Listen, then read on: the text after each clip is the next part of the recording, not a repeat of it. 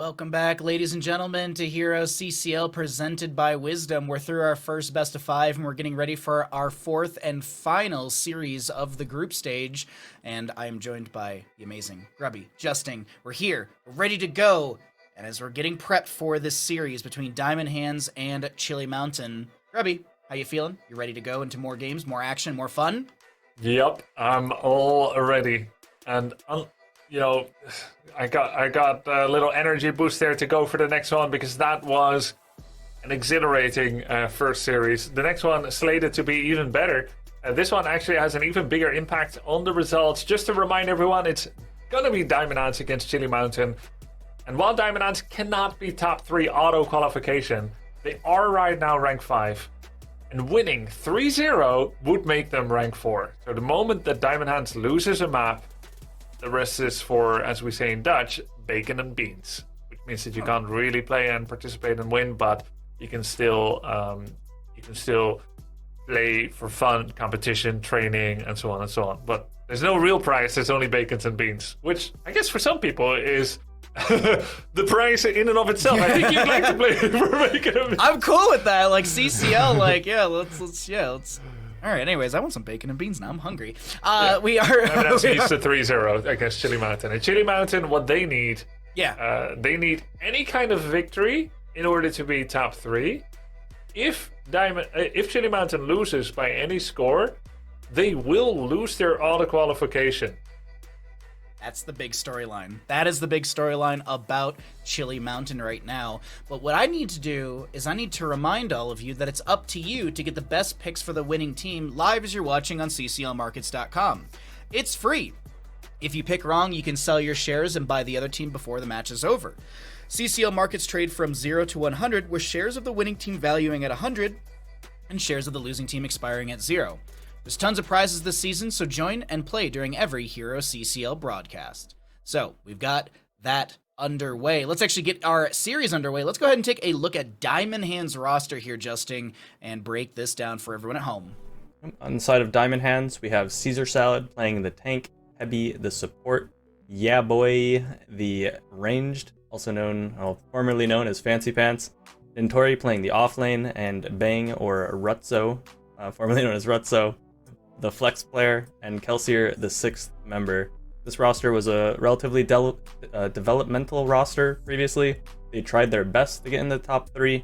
Unfortunately for them, they aren't going to be able to get that top 3 auto qualification, but this is a team that is hungry for that 4th place spot if they can get the 3-0, like Grubby had mentioned. It should be mentioned that Bang is renamed once again to Rutzo. He tried out the Bang nickname for a bit, and we respect the name changes, but that's another $10 in the pocket for Blizzard's name-changing services. He will once again be Rutzo, whereas Fancy Pants is still masquerading under the name of Yeah Boy, or of a Smurf and lazy not to change name or whatever. Well, I mean, you actually said masquerade. Grubby, can you break down this Chili Mountain roster? I thought you were actually going to start. I thought you were actually just going to go right into it. I was like, oh, perfect. I don't have to throw it to the screen. What a great segue. No, it wasn't entirely incidental. Banana H, something you just enjoyed for a little bit of energy boost, is the healer here for Chili Mountain. We've got the impeccable Dequaza, fantastic on Hager, Blaze, and the Haka on the offlane. We've got Maka coming in, great shot caller and ranged assassin and good macro player. Masquerade coming in here as the tank, fantastic Tyrael, fantastic Stitches, and more. Ultralisk plays Kerrigan, Imperious, and more. And then Skulk has been mostly sub, but didn't he play tank last week? I do believe so. He did, as I think it was Masquerade was unable to play last weekend. I think he was out. I think he was out, and he was partying with some friends, or probably something more responsible. But those are going to be your rosters for this next matchup coming up very, very soon. Really, really strong teams, and I don't know. Like I like the underdog story, Justin, of Diamond Hands like taking this 3-0, but Chili Mountain's such a monster of a team to really even try and, do that against. Yeah, Chili Mountain is quite strong, but they do have some roster changes that they've had recently, so it's hard to say, to gauge how powerful they are. Last week, they had to go against 30k, and no one's been able to beat 30k. So that wasn't even a clear indicator of how strong they are after their roster changes. So we'll see if Diamond Hands is able to take it. I feel like Chili Mountain's still relatively unknown in where I would place them in my own power rankings, whether I'd place them in third or somewhere around the fourth or fifth. So we'll have to find out. I mean, Diamond Hands could do something pretty crazy here. If they do get that 3-0, they would completely just mess up the standings for all the other teams. All the teams right now that have a chance are watching Diamond Hands very closely. I'm not rooting for Chili Mountain to lose. I'm rooting for the crazier storyline, honestly, for between all of these teams. But let's actually continue our story and find out where we're going to for map number 1 in this final best of 5 of the day. We got Diamond Hands taking us to Battlefield of Eternity, and if you're wondering how did we get to Battlefield, Chili Mountain won the coin flip, opting for first pick priority, banning out Dragonshire. Diamond Hands will be banning out Alterac Pass. Fun stats as always for anyone that's wondering. Diamond Hands on Battlefield of Eternity sit 1-0. Chili Mountain 1-1 here, Grubby. Yep. Okay, 1-1. Not that much experience here yet. We'll see how this map of VOE is going to be played out. It's pretty much the only map where we consistently see Li Ming picked above the fold, above the third ban, and even banned a whole bunch. She can fire at the Immortal from over the Bruiser camp. I think there's a 50% chance every objective phase that you can attack the opponent's Immortal at your own Bruiser camp. Either the halftime show before or after the halftime show when the Immortal swap position. So that is a really reliable way to get in damage non-stop, even with active defenders. And this offers macro advantage. BOE is a map with only 2 lanes, therefore it stands to reason that clearing those lanes and picking up the available XP is even more important per lane than on a 3-lane map. After all, if you miss a 3-lane map wave of experience, that's 1/3 of the lane XP. But if you miss a lane on BOE, you miss half of the lane XP. It's a zero-sum lane XP game, so you want to get as much possible. Well, unfortunately, due to some lobby spam, it wasn't conveyed that a player needed a hat, so we are going to reset the lobby on that one. In the future, don't spam the lobbies. Our admins have to do these things. So now we have to get that lobby reset really quickly, and we will get into Battlefield in just a second. Sorry, everyone, for the small technical difficulty on that one. Either way, we're going to Battlefield. A lot of great racing here between the teams, Justin, and what? Let me pose this to you, Justin. So let's say you're on the side of Diamond Hands. You're going up against Chili Mountain. The same standings, all that kind of stuff. You know, if you take the 3-0, you upset everything. What do you do starting this out? Do you come out swinging with crazy strong drafts that you've been hiding away? Or do you just try and play against Chili Mountain and then pull out those drafts maybe if you lose the first map? Because it is a best-of-5 series. Well, Diamond Hands needs the 3-0, right? So they've definitely been prepping. They should be prepping ahead of time specifically for Chili Mountain, specifically to counter what Chili Mountain has shown last week. And they should have a very solid draft plan. So I would expect when it's a match like this, during the regular season, teams will put in prep, but they probably won't do quite the in-depth analysis of the other team and quite the. You can get pretty in-depth with your draft prep when you know exactly who you're going up against. And you have a lot of time to prepare, which Diamond Hands has had. So we'll see if they do have a good draft strategy. I'm expecting this draft to happen relatively quickly. Chili Mountain also, this is their most important match as well. They need to win this match to be able to qualify, so I'm expecting both these teams to have relatively quick draft strategy kind of prepped out. I'm expecting it to be a relatively quick draft where both teams have put in a lot of time and prep for this, as this is the most important regular season match for both of these teams up until now. We get a couple bans already coming through. Chromie Brightwing, Junkrat, Lucio still up and available. Not anymore, as we do get rid of that Lucio from the side of Chili Mountain. What are you thinking here, Grubby? You got any thoughts on the picks, bans, or map?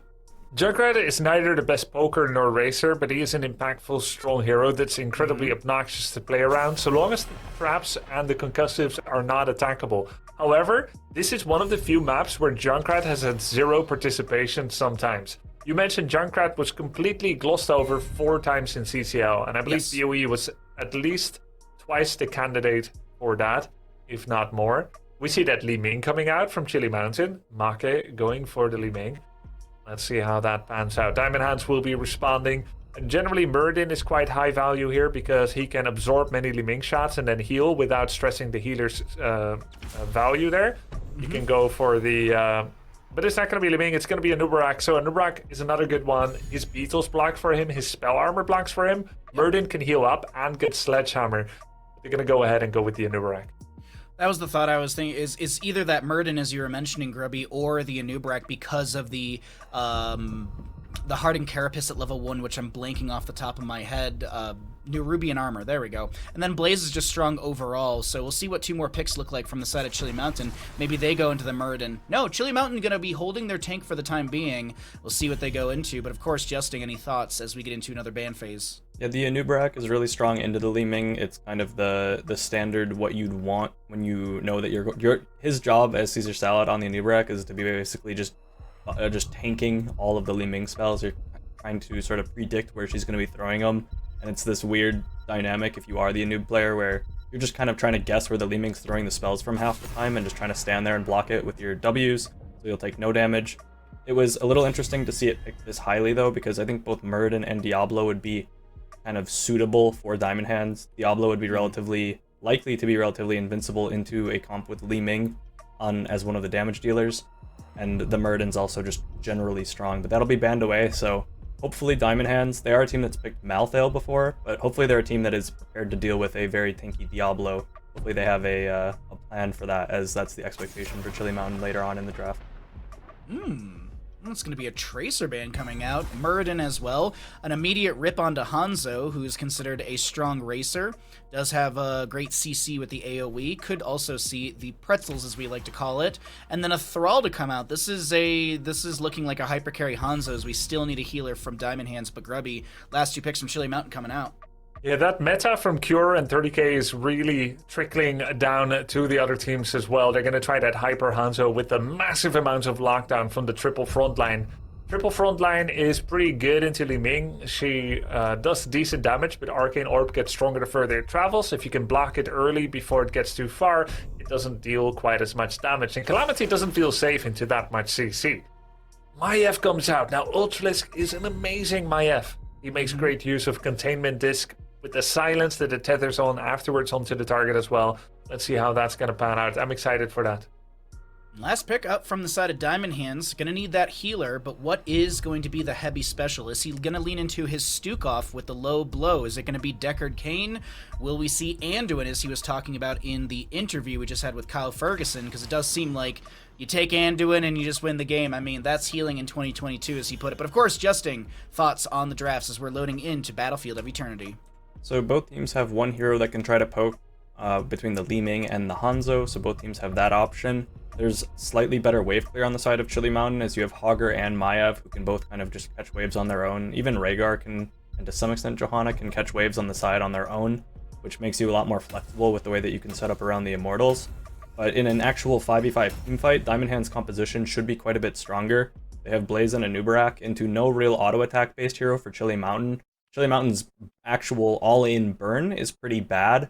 Rhaegar, one of the highest for a support, but Maiev has very little. Johanna has very little. Hogger also doesn't have a ton on his own. So there's no like good solid burn in a straight up race. Diamond Hands should win that quite heavily, assuming also that you have the attack speed on Blaze, and even just Beetles on Anubarak is contribution as well. So Diamond Hands composition in a straight 5v5 should be pretty tanky, and they have good CC and lockdown for their Hanzo. It is Hanzo solo ranged, but I think that's okay into what Chili Mountain has drafted. And you have just a ton of CC. Hanzo does a bad job when he's on the run, when he's on the back foot, as does Anduin.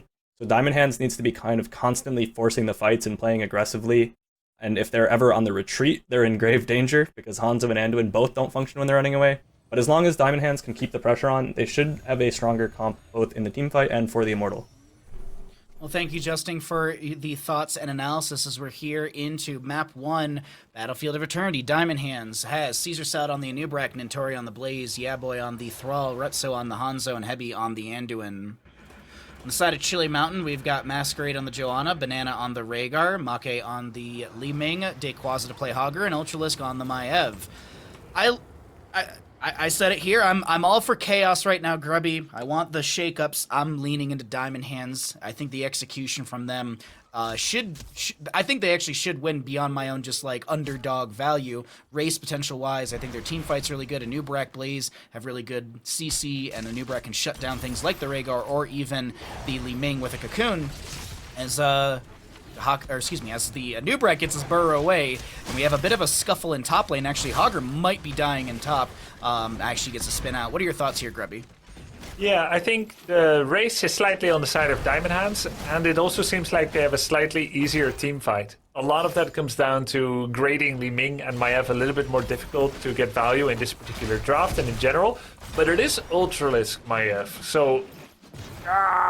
He tried. Where's Thrall? Oh, there he is. He tried his best. But yeah, so, I think so. I think a slightly better draft for Diamond Hands. But if anyone's going to do it, it's going to be that Chilling Mountain with the 4-2 score. Keep in mind, Diamond Hands needs a 3-0 to improve by 1 rank from 5 to 4. Chilling Mountain needs any kind of best of 5 victory in order to be top 3 auto-qualified. And that's what they want. They want to punch the ticket to the LAN and not have to deal with any of the gauntlet happening on July 9th and 10th. As we will be off next weekend for the U.S. holiday. But of course, we have 1 kill over the side of Chile Mountain. We have a camp going over to them as well. First objective phase, a minute and a half or so away. And looks like Hanzo's just trying to pick up a few more scatter stacks from level 1.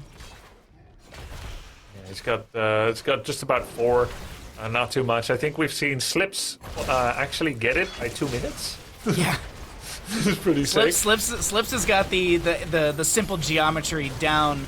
I wouldn't say to a science because it's more mathematics, but he's probably one of the best Hanzas we've seen in CCL so far. Has 4 talent tiers here first for Chile Mountain. Caesar Salad just going to be burrowing out, as he also did go into the Legion of Beetles, which is going to have Beetles with spell armor. That's what we were talking about in the draft a little bit, to mitigate some of the incoming damage from Li Ming. Yeah, exactly. Shit, exoskeleton, beetles, all very nice. You know, I always respect the pros when they go for the full beetle build, but they don't get the beetle juiced at level 16. Why 3 auto attacks create a beetle. Beetles have more health. Like, nah, I love they want the Beetlejuice. epicenter. I know, and I love Beetlejuice. And oh no! Don't you dare! But they are very rational. They just go get the epicenter, CDR, and bigger radius, and it makes a lot of sense. Caesar Salad able to walk away from the big burst damage of Make. First objective phase will spawn north and south position, as we do have Thrall putting pressure in through bottom with Anubrak getting the Hearth back to be full. And the camp on the side of Chile Mountain was way early, cleared out before the objectives really even here. Yeah, boy is doing a casual 1v3 underneath his Immortal, but he needs to make sure that he's not too far forward without his team. This is an attempt at aggressive defense where a kill must happen, otherwise Diamond Hands is wasting their time. They know they're going to lose the 50%, they're going to try to block the Li Ming, but they're looking to get a kill right here as Hanzo is racing. Didn't work out, it was after all 4v5 despite the boss stuns. At this point, Chile Mountain pretty much secured the Immortal. And this is why some people are saying that BOE is actually more of a macro map than previously understood. Clearing the side lanes, taking the camp faster, and clearing the camp faster all lead to your team being in position quicker at the Immortal. You could, of course, ignore the lanes and ignore the camp and just be quick at the Immortal anyway and start racing. The problem is, when then the other team defends, then you start losing massive XP and towers to those minion waves and camps. Pros generally believe in the power of clearing the wave in order to make sure that they are not behind on the macro, and for this reason, Chile Mountain arrived a bit earlier and won the race with that. Nice job to them to get the first objective. Now the defense starts for Diamond Hands. Belith will barrel down in bottom lane, dealing over 1,000 damage into structures. Jet Propulsion from Blaze will come through. Nintori trying to make something happen. The Immortal dropping to around 50% HP. There's an Umbra bind, but the Leap of Faith will stop that from pulling an ally back. The Immortal going to be falling here in a second, and it looks like the fort is going to be around 50%, maybe a little bit more than that. 7 talent tier apiece. You see Caesar Salad, he popped that Hardened Carapace he was looking to chase in with the Shed Exoskeleton movement speed, but doesn't go in any further. We do have 4 stacks on the Thralls level 4. We've got 9 stacks on the Hanzo level 1, 0 stacks on the Piercing Light from the Anduin, and no Subdue finished yet. But we'll see if Masquerade can get that Quadra stack. Flame Stream, spell power reduction by Blaze is going to be quite nice into Maiev and Li Ming. Didn't get the auto attack speed reduction, which is always a choice as well. Decent into Naisha's Memento Maiev, but I think I agree with this one. Also reduces the healing from Rhaegar a bit. One cool thing is when you reduce someone's spell power and you reduce healing output, that's a double stacking healing diminishment. It can be quite nice, but there are no such tools on Diamond Hands' side right now. Root quest completed for Thrall. Nice job. Ooh, okay, hold on. Banana is just okay. I was like, Caesar Salad, are you gonna auto? Are you gonna CC? No, it's just physical threat. The presence was enough of a threat right there, and Hanzo is going to be pulled in with the Umbra. Oh no, he's not. That's going to be heavy, burning his cooldown. So 65 seconds on that one. And it seems like Caesar Salad and crew just back away, unable to find a talent, an even talent to your fight, as 10 talent should be here in a second for Chili Mountain. Maiev is doing so much here for Chili Mountain. Ultralisk must be happy every time he pulls out a Leap of Faith. They start the tug of war with either Thrall or Hanzo, and Anduin always wins, but he has a pretty long recovery time. You mentioned that's 65 seconds. This will open up kill power once Blessed Shield comes out. Blessed Shield will come up before Leap of Faith is back. It's at 30 seconds right now. Yep. So once again, gonna have to race. This time Diamond Hands is in position quicker. And who wins it? Chili Mountain, just by a bit again.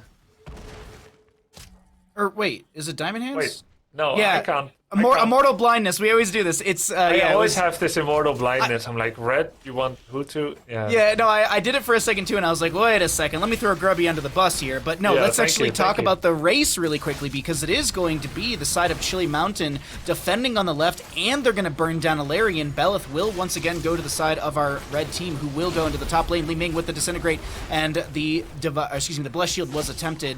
Another 65 seconds on that Leap of Faith as I'm watching the cooldown for that count and tick as we get our 10s for the side of Diamond Hands. Blaze, I assume, yes, he's going bunker.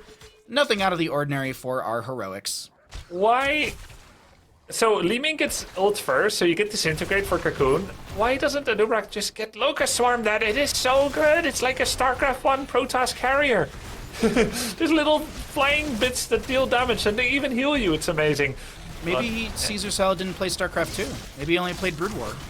StarCraft 1, StarCraft 2 both has it. And then there's Warcraft 3 that has Locust Swarm for the Okay. Crypt Lord as well. It's much stronger there than here. But yeah, anyway, he still went for the Cocoon. He can just try to cast it on Li Ming, and I guess that makes a lot of sense. A lot of siege damage coming in here for Chili Mountain. They've already done so much damage on both the top and the bottom four. Diamond Hands is trailing big time. Keep in mind, the Diamond Hands is rank 5, and they cannot improve beyond rank 5 unless they win every single map. Lose even one, they're rank 5 guaranteed. Here is them trying to get a kill. Okay. Caesar Salad doing a great job getting the first kill for his team. He bro charged backwards on top of Maiev while still estimating correctly that the light bomb would just about hit Li Ming on the exit trajectory, and that worked out really nicely. So Li Ming down. I'm looking at the experience differences between the teams and got a little bit more in experience from Mercenaries to Chili Mountain, a bit of a trade back and forth on a lot of other stats. Heroic, there's about like 600 difference between the two teams, but in total, I mean, it is still slightly ahead for Chili Mountain, but not by much. That kill did yield a jump in experience for Diamond Hands, and another kill could actually push them ahead, maybe even close the gap to 13. Blaze trying to clear out bottom lane, soaking that up. Maev's in position for some sort of flank onto Rutzo. Containment disc won't connect. Rutzo uses the edge of the wall to get away. Caesar Salad gets the far side burrow, and our third immortal phase will be popping up here in just a second. Grubby, you want to get in some comms? Oh, great idea, great idea. Whose do you want to get into? Let's do Chili Mountain. Okay, let's go. In the race positions right away. Yep. We play around the Hogger here and we race right away. We can look for something on Blaze, potentially. We see two of them top, so... He's going. Yeah, we should I'm have it. going. Yeah, we wait Hogger. We're getting bot. We can... We can Yeah, bot. look on Sral actually, look on Sral. Yeah. Free bottom side. I'm looking for All is on there, Immortal. Blaze is there. Here's a Thrall, I have a Thrall here. Oh. Yeah, I'm coming. Coming. Okay. No, no,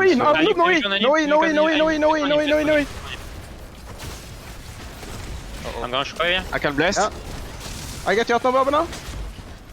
I might need help. They're kinda low. Can we get a reset? I'm here? basing. Oh, blade maybe? I'm fine. Yeah. I'm basing. I'm not Not down, cool, I'm down. not cool. Reset a bit. We need to got dev top this port. shit. We left second half. Reset. They used arrow. They used cocoon. They used They used everything. They might. Do they bunker? They might have bunker. Maybe. No, they use bunker, Okay.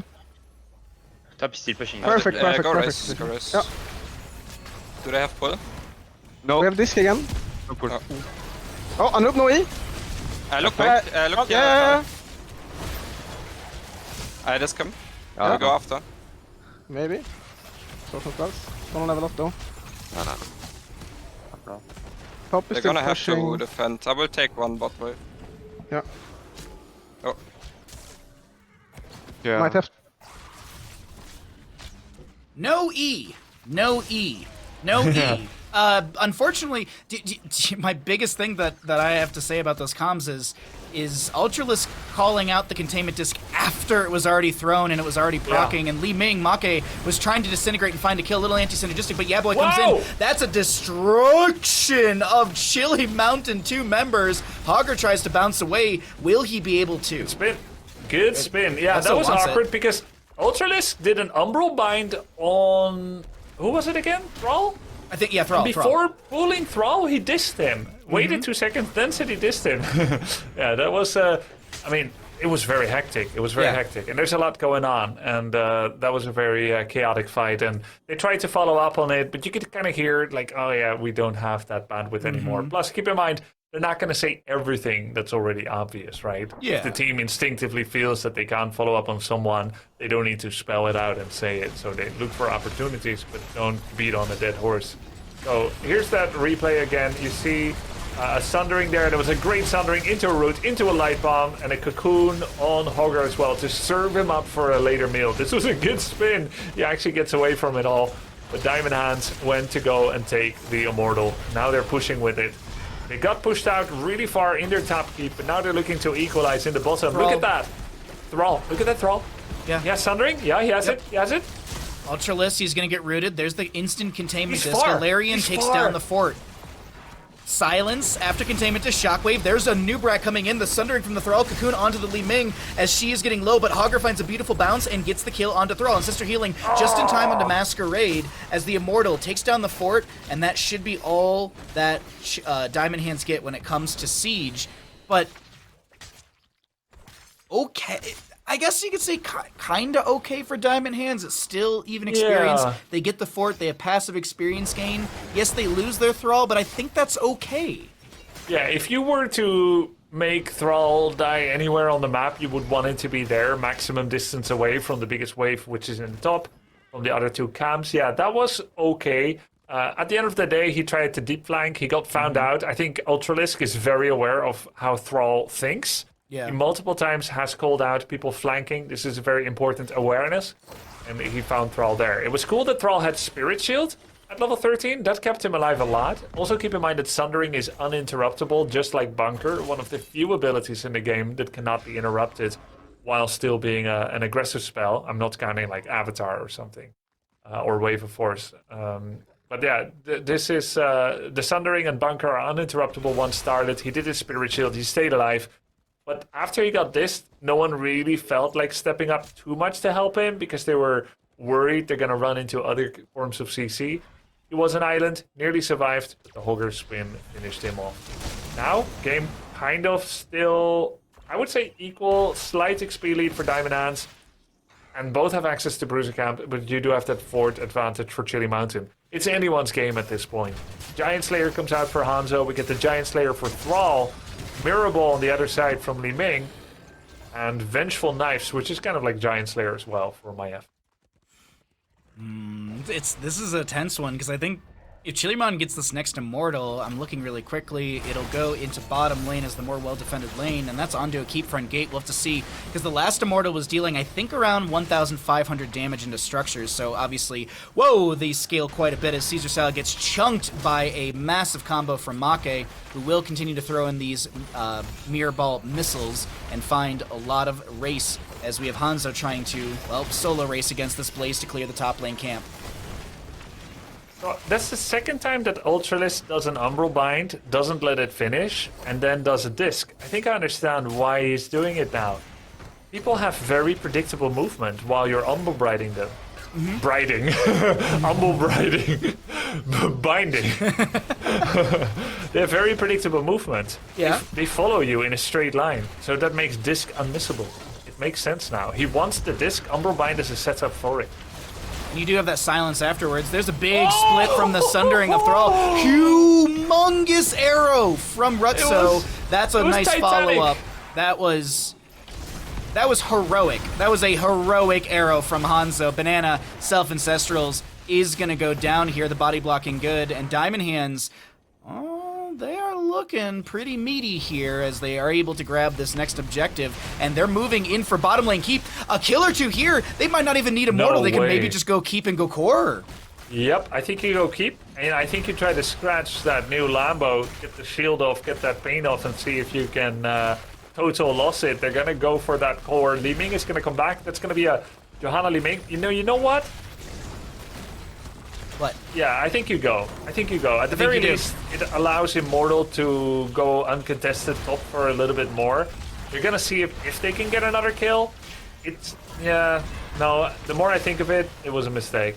You don't go. But it was not a clear-cut case, right? Hey, 2 ults get used, so they still got something out of it. Bless and the containment disc was thrown out right there. Scatter just to scout out ahead. The Immortal is taking down the top lane fort, dealing 1,724 damage into structures. In melee range, but it seems like Diamond Hands, they'll play it safe. They'll back off, and they'll go ahead and say, we got keep, we got a fort, we've opened up the map, and technically, Diamond Hands ahead here. Caesar Salad just picking up experience. Diamond Hands coming out strong here. They died first in this game, and then they managed to turn it around. They were 3-1 in takedowns at one point. Now 7-2. Have drawn ahead in terms of XP and structures now. We've had some disgusting arrows coming in from Ratso on 2 to 3 targets from time to time. The cocoons have been good, despite the existence of Disintegrate. And the Sunderings. Fancy Pants on Thrall has been doing a great job of seeking those flanks and opportunities. How they served up Li Ming in that last fight was sick. Retreat ping on the camp, they were thinking of delaying it, but communication passed and they decided to take it after all. And this is because they have level 20. They can use a short level 20 period to at least take down the top tower. Let the Khazar push in bot. That's a containment that's a cooldown. That's really all that is right there. Yeah. We also have the Trader King at level 20 for the Anubarak. That's the big thing I want to note. Also, we have the Wind Fury for this Thrall. The Wind Rush does give him Wind Fury when he does blink in, but we've been seeing Thralls utilize this as a flank tool to set up some big Sunders. Will he utilize it here? Iron Skin pop by the Joanna. Keep front gate is taken down. Li Ming throwing out combo after combo. Still a camp in bottom lane that is slowly pushing up, so Diamond Hands are kind of comfortable with this poke siege through top. You can try to bunker and get more here, but I think you just want to set up. The reason to stay here, most of all, is he going to Trader King? No, he's fine. I think the reason to stay here is really just to slow down the clearing up of bots, because those 2 bot waves represent level 20.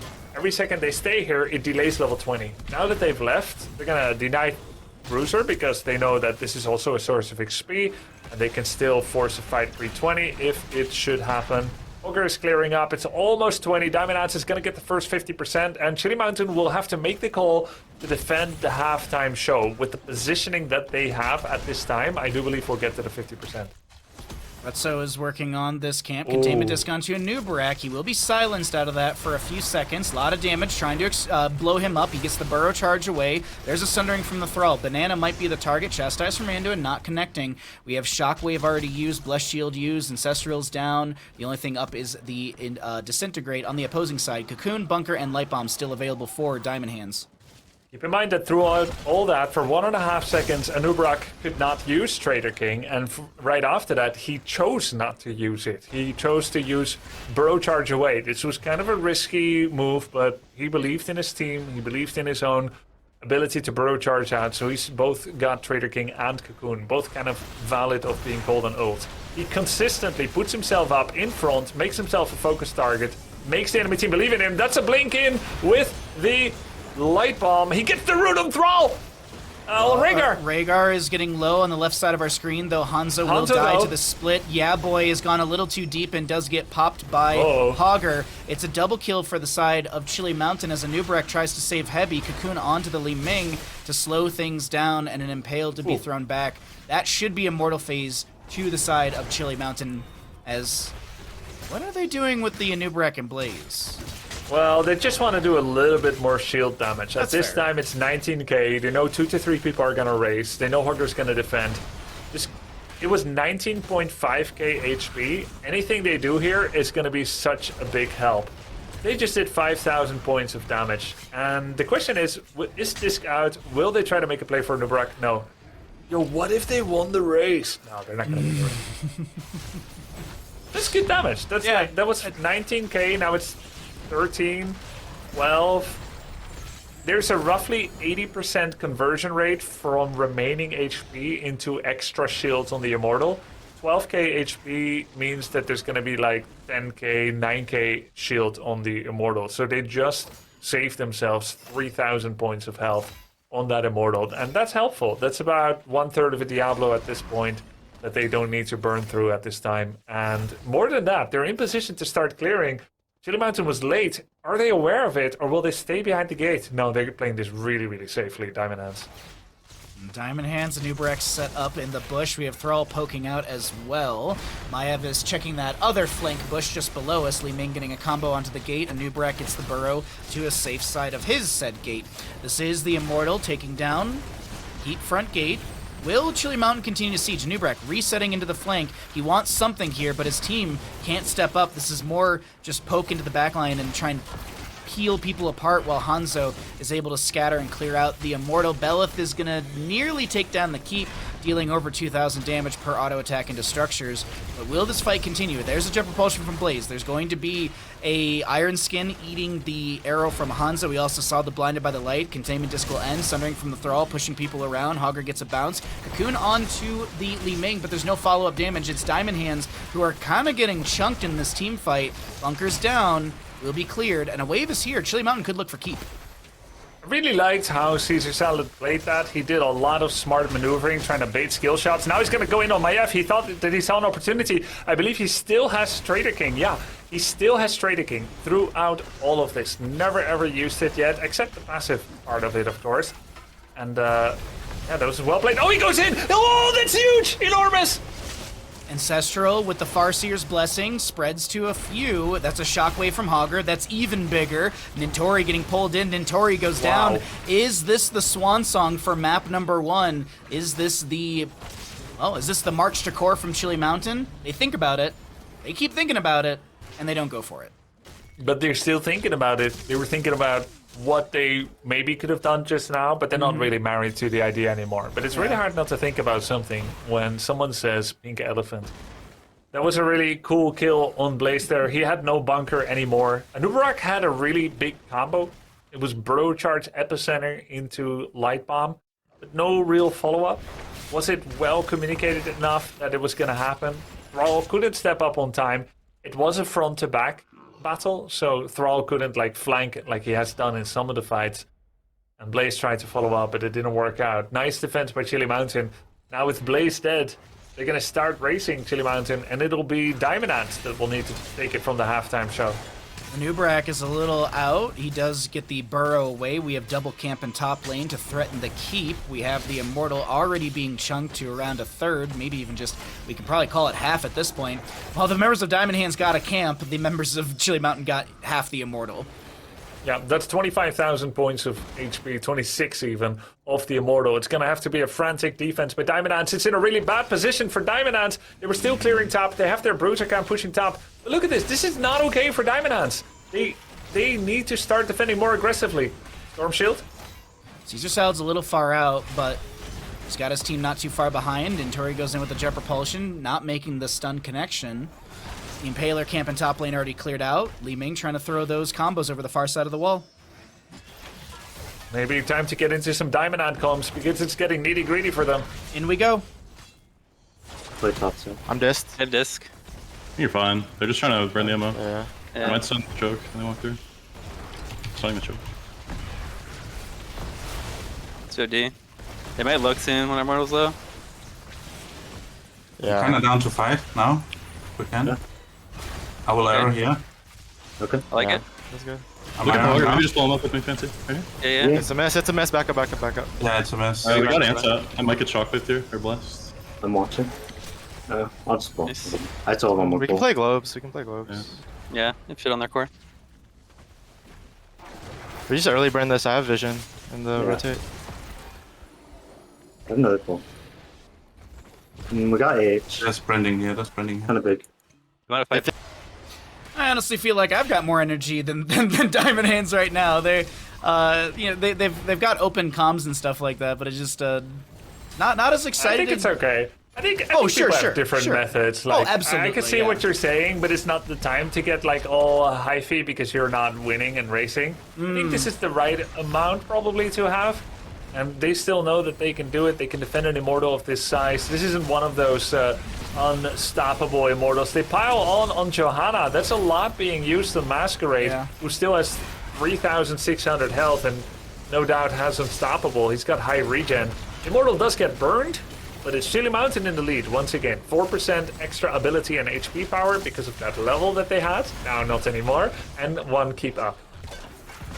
Hanzo, arrow, connects onto Banana. Caesar Salad gets the light bomb, sundering from the Thrall, comboing damage in as the containment disconnects onto this Blaze. We have a shockwave from Dequaza. Caesar Salad forward, getting chunked here. Jet propulsion from Dentori drops the bunker.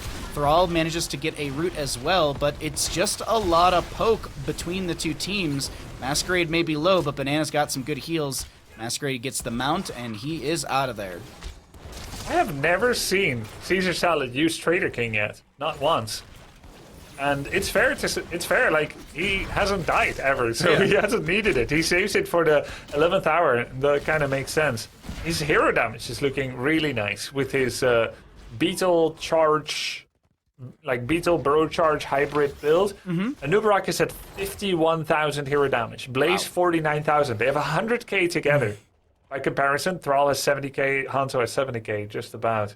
Okay. So that's pretty good Anubarak damage. He's tanked a lot and not pressing Trader King once, unless I missed it. So he's trying to make himself the focus target, but it's obvious that Li Ming isn't just value damaging him and thinking maybe Anubarak. Nah, they're ignoring him. You've got Maiev on the backline trying to go for Hanzo or Anduin. Anubarak trying to make himself a lightning rod and the engager. But because of Maiev, I think it's Ultralisk and maybe Dequaza Hager that's constantly preventing the real follow-up from Thrall and from Hanzo. This is... I think we can feel the tension in this game. It's 28 minutes into our first map, Battlefield of Eternity, which... I don't think we have many Battlefield of Eternity games that go this long, but more camps to be grabbed for bottom and top for the respective sides. We have the race between both teams, and we'll see who comes out on top of this one. Scatters from Rutso are pretty good right now, and Thrall does have decent race as well, but let's see who comes out on top by how much. It's so close. Like 2,500 or so difference? Small win for Chili Mountain, and it was a 5v4 race. It was a 4v3 race, as neither Blaze nor Anubarak were participating, and it was only Hager that was not participating for Chili Mountain. Now it's going to be the Poke Fiesta. This time for once, the advantage for Diamond. Nubrek gets the burrow charge out of that immediately. I was waiting as well with like bated breath. I was like, okay, what's gonna happen with a Nubrek? We have some danger pings coming out over into the bush onto Ultralisk, and we have Hanzo continuing to poke out. The Immortals looking better and better for the side of Diamond Hands. If they can get this, they could be game ending. I'm looking at Maiev at the top of the minimap. She's looking for some sort of flank, and Boy scouted it. Saw her. Yeah. I'd love to go Diamond Hands comps again. We saw them when defending. Now they're attacking. In we go. Caesar's in the top left. Let me hold the bottom side.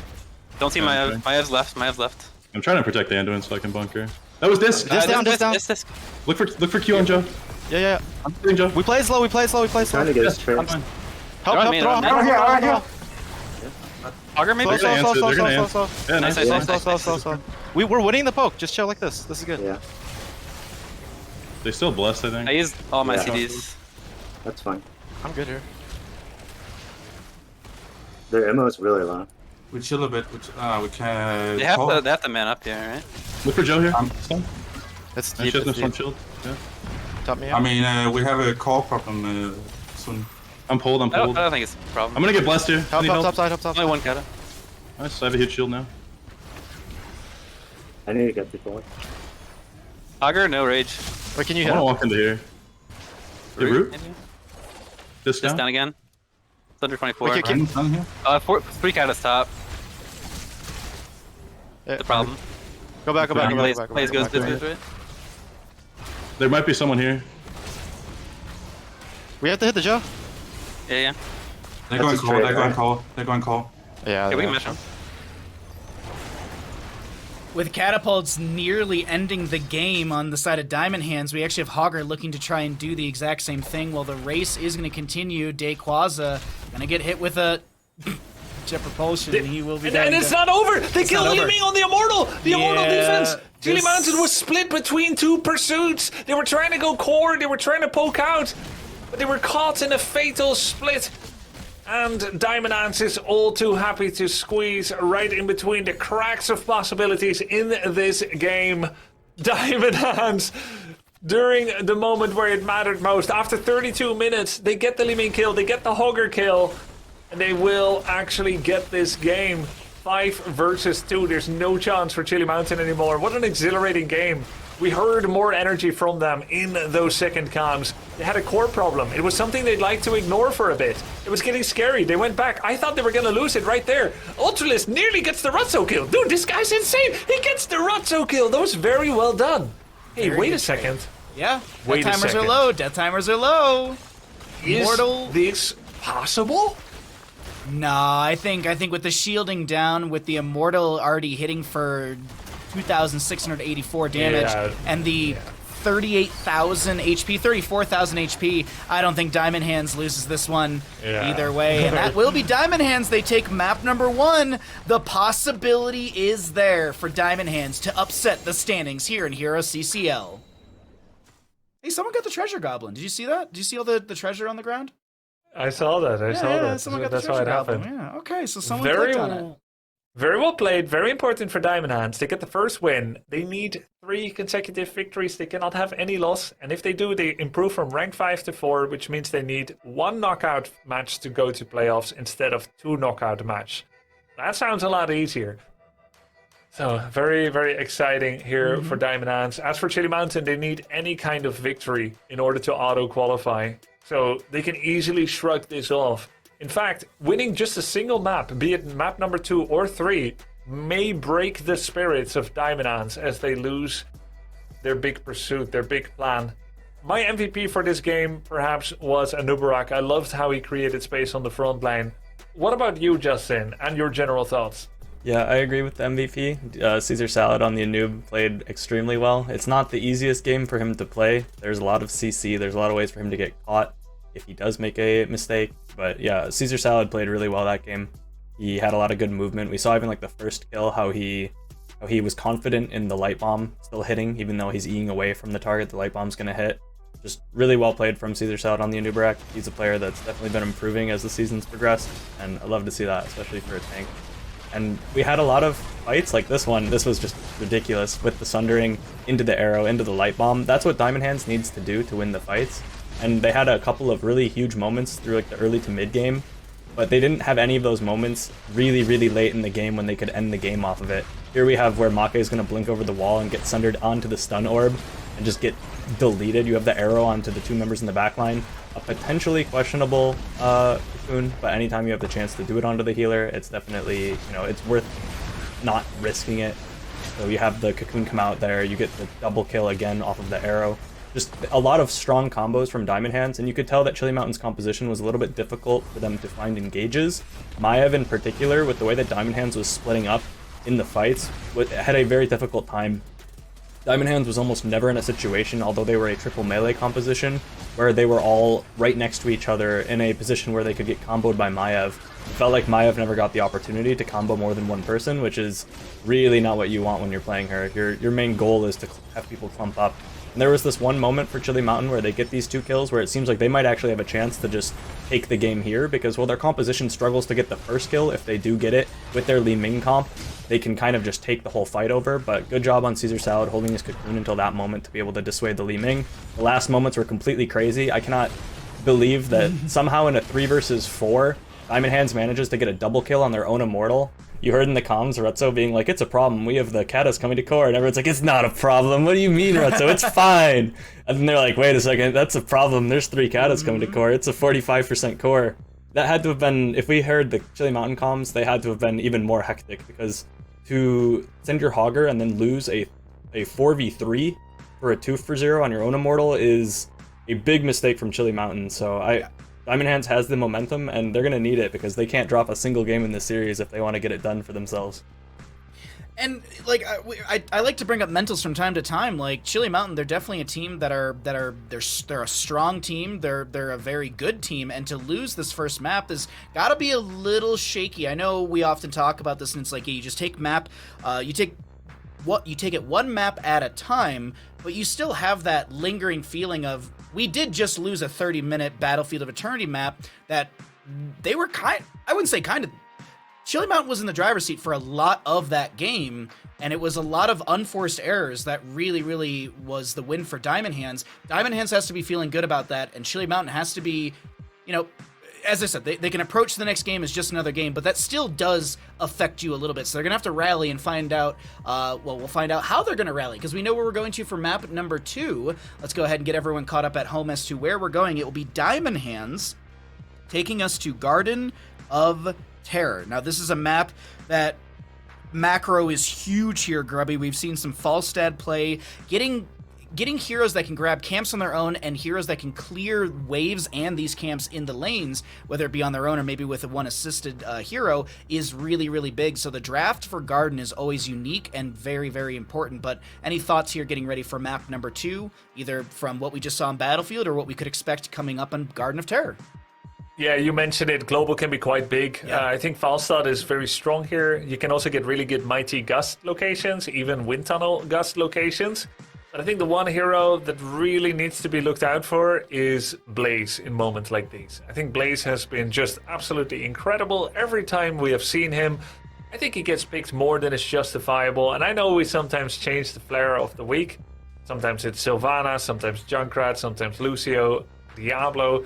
But Blaze has been owning it up, and especially on this map, he can stall a lot with that really short cooldown WQ combo with the burning oil.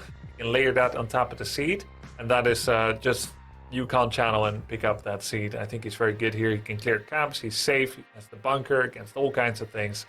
So I would like to see the team that wants to win either pick or ban Blaze.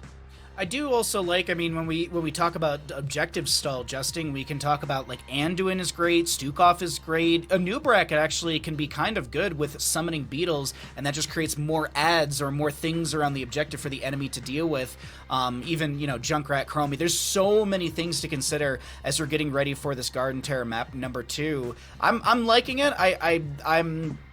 I'm thinking that Diamond Hands, they could definitely pull something out here, but Chili Mountain, they're going to be coming with some fire and some force into the map number 2. As I think we're about to get ready to go. Okay, they're just getting hats sorted out really quickly. I'm really excited about this, Grubby. I really, really am excited about Garden of Terror. I think Garden of Terror replacing Volskaya Foundry was such a healthy decision from the players for the map pool for the season. I miss Volskaya, but I have really enjoyed Garden of Terror, so I'm okay with that. With the derelict that is the Triglav Protector. I mean, that thing tickles structures. He had a cool dance. Yeah. The finger guns.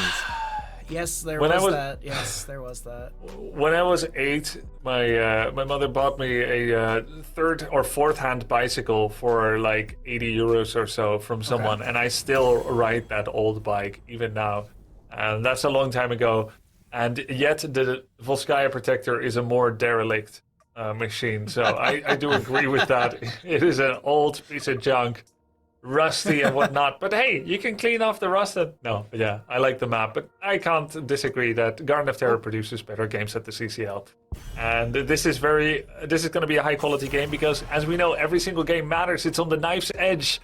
The quest for Diamond Hands. Winning this one 3-0 means they only need one knockout phase. Can't stress it enough. Diamond Hands will open it up with the Junkrat ban. I do want to make one correction. I'm getting from production. There was a missed click thing. Either way, it's actually Chili Mountain who chose the map, and it'll be Diamond Hands who are going to be having first pick priority. So just for anyone's notes, if you're like, wait a minute, why is Diamond Hands choosing map and getting first pick? That was a miscommunication. So just want to clarify that for everyone at home if you are keeping stats like a lot of us do. But of course, some bans coming through, Justing, for Garden of Terror. Looking pretty standard, I would say. Yep. The Sergeant Hammer ban seems to be something that you just have to do against Oxygen and Chili Mountain at this point. Pretty much any team that plays it needs to be banned against, so I like seeing that from Diamond Hands. It's good heads-up scouting from them that they've done to be able to ban that out. We have the Lucio being banned away, so Brightwing is going to be a bit of a priority with the Lucio Junkrat already being banned away. No other real obvious priority picks exist. The Diablo now being banned, also a good thing. It has felt as if Diablo is just way too tanky. It feels like he's just a problem to deal with. If you need to change your whole draft to deal with one hero, then he might be a little bit powerful just for that, just because of that. So Brightwing's picked up mostly expected things at this point. Falstad and Dahaka are the two globals available. See if either of them are prioritized by Chili Mountain. I mean, Falstad and Big Dahaka. Blaze. Oh, please. You pick Blaze. And I think you pick Blaze here at Chili Mountain. There's no way you give that away.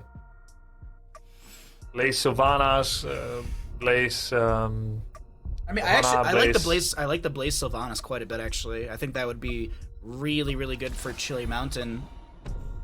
Grubby reading the script here live on stream yes. for all of you, but I think, like, jokes aside, I really do think this is an extremely strong pick, 1-2 spot for Chili Mountain, Justing. Yeah, it's definitely strong. It's a little surprising to see the Sylvanas priority. There are quite a few ranged now being banned with the Junkrat and the Sergeant Hammer from Diamond Hands, so it's good to get a good consistent range this early. We have seen a lot of teams look to just do the death push with the Knights in the top lane, as now another global is picked up by Diamond Hands.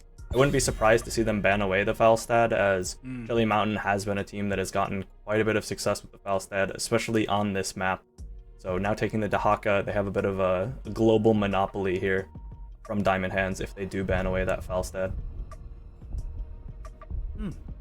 And we're taking some times on these bans right now. The members of Diamond Hands, they need damage, so they could ban out the Hanzo or okay, so Genji. It's the other Shimada that will be getting rid of Grubby. Yeah, I was thinking of the Hanzo ban as well. It seems to make the most sense. There's that Falstad ban indeed. You may wonder, would they have done it? Because Make has Sylvanas picked. It could be a swap, of course, but he's also the Falstad player usually. And yet they are not focusing too much on the mind games of who clicks what hero, as that can be used to deceive you. You're just going to go ahead and ban the Falstad game. So for macro, Diamond Hands is well set up. I was expecting that Hanzo coming out as well. He has a pretty good matchup into Blaze. But it is still available. Genji will be banned. Tyrael comes out, the Masquerade Tyrael. Tyrael Blaze. Oh yeah. Maybe Tracer for the last one? Sorry to cut you off there, Grubby. My apologies. Oh, no, yeah. That's good. Justing, any thoughts as we're getting to the last 3 picks of the draft? I think Diamond Hands would have to pick something very bad to lose the draft from the position that they're in. I think they have a really good setup right now. They have the Brightwing as the priority support with the Polys. You have the double global between that and the Dahaka. You have Johanna, which is both a counter pick to, or it's kind of a deny pick from Masquerade, as that's his favorite tank to play.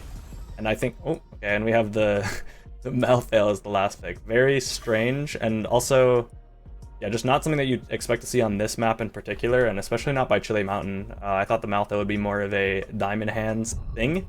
They don't have the absolute best tools to deal with it. They don't have a bunker to cleanse the last rites, if we have that. They do have Johanna with the shield and Brightwing with her Z, and that's about it. So nothing too crazy to be able to stop the Malthael last right, so that could get some value. They are into triple melee. It's a solo ranged Cassia. The expectation is to see the auto attack build from Cassia, which should get decent value still into Chili Mountain. Chili Mountain, I'm really not a big fan of Blaze Tyrael together as your frontline unless you have something that you're really enabling with that. And on the side of Chili Mountain, they do have the Malthael now, and they have the Sylvanas, which is pretty good damage. But the lockdown is very, very minimal right now. So Diamond Hands should be able to look to play for picks, and it should be a pretty easy task for them to be able to get a pick with the blow up between the Hogger and the Dahaka CC alongside the Cassia damage. They also have the kind of the offlane, I guess both teams sort of have the offlane sandwich thing where they have a Blaze Malthael for top and bottom, and they have a Dahaka Hogger for top and bottom for both teams. So the macro is somewhat similar. The expectation is that Chili Mountain tries to get camps with Sylvanas, Rhaegar, and Tyrael and just push with that. Whereas on the side of Diamond Hands, it's a lot more just about ganking lanes post level 10 and having the globals cover the waves. But I think Diamond Hands' composition is a little bit better, unless the Malthael gets too out of control. We'll see who gets out of control here on map number 2. Thank you, Justin, as always, as we've got Diamond Hands in the blue, Brightwing to be played by Hebi, Nintori on the Dahaka, Caesar Salad on the Joanna, Retso on the Cassia, and yeah boy on the Hogger. Side of Chili Mountain, we've got Make on the Sylvanas, Masquerade to play the Tyrael, Ultralisk on Malthael, Banana on Rhaegar, and Dayquaza on Blaze. Now, for anyone at home, that is not Maka, it's Make, so it's a different player. It's not the Maka we see who gets target banned on Sylvanas, who literally actually said in the interview yesterday that he's feeling a little rusty on it. But that all aside, there's a lot of really cool tools from both of these teams. Malthael does have that Consume Soul to reduce healing, which is great against the Brightwing Phase Shift because it is a 2-second channel time, which allows Malthael to kind of see that ancestral-like heal come through. So we could see that as a deny tool. On the opposing side, the Cassia blinds and the Joanna blinds could, and I actually expect it will, make it difficult for Malthael, because if Malthael's blinded, then he's not getting that auto-attack mark and stuff like that. So there are some really cool back-and-forth techs. Last Rites is probably going to be a target for, like, Brightwing or Cassia.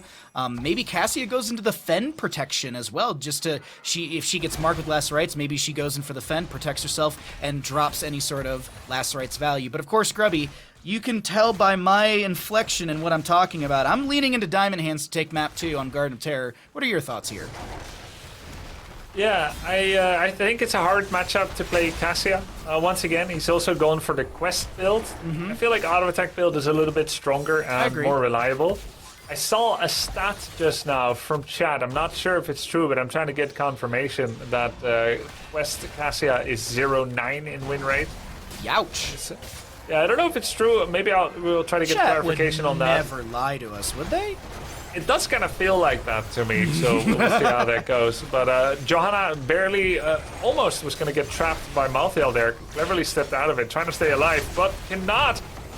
Cassia nearly gets Masquerade, but that's first blood for Chili Mountain. Nice job, and they're going to do a Black Arrow push, a tiny one again, just like at level 1. This is also backed by the Knight camp. 3 Knights are pushing up. We've got a wave coming in. Blaze did scout out Hogger. There's really no contest over that camp, and Hogger's able to grab 2 camps. Dahaka matching the Blaze in the mid lane. And, okay, so we do see the trade eventually. Rhaegar goes down in the top lane. And, Grubby, do you have any updated stats for us? Yeah, the Duke from chat says that Quest Cassia is 0-9. Youch! And auto attack Cassia is 6-1. Okay. And he's going for Quest Cassia. So I should change my prediction. I got it. Okay, so I should be voting for Chili Mountain.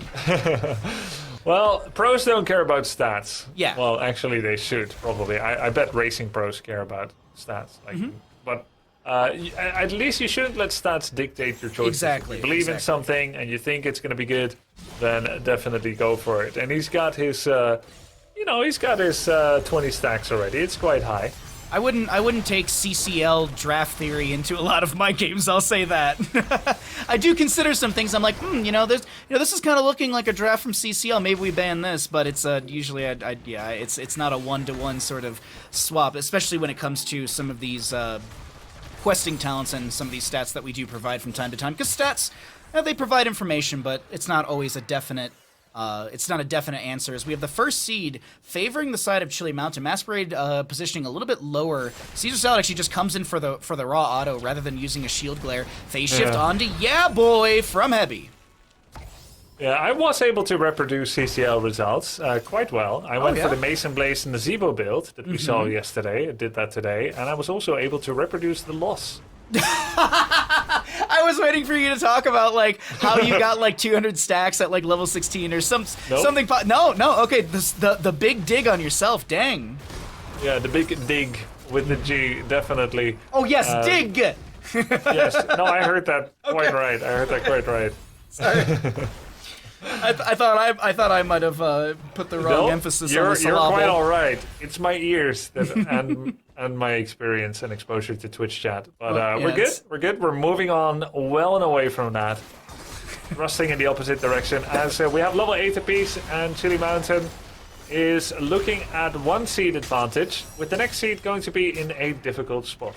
Yeah, Diamond Hands is in a better position for this next seed. We will see even talent tiers, 1-to-1 in kills. Camp, actually, I'm going to look at the experience breakdown really quickly when it comes to Mercenaries. A little bit ahead by Chili Mountain, but I think that's mostly because we're going to see this camp grabbed right here. It's actually slightly ahead by 4 experience to the side of Diamond Hands when it just comes to the Mercenary camps.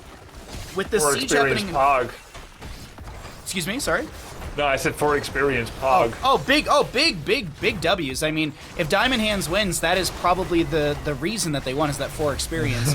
But I do like that there is this push in bottom lane while the seed is happening, forcing Diamond Hands to make a rotation to defend in the bottom lane.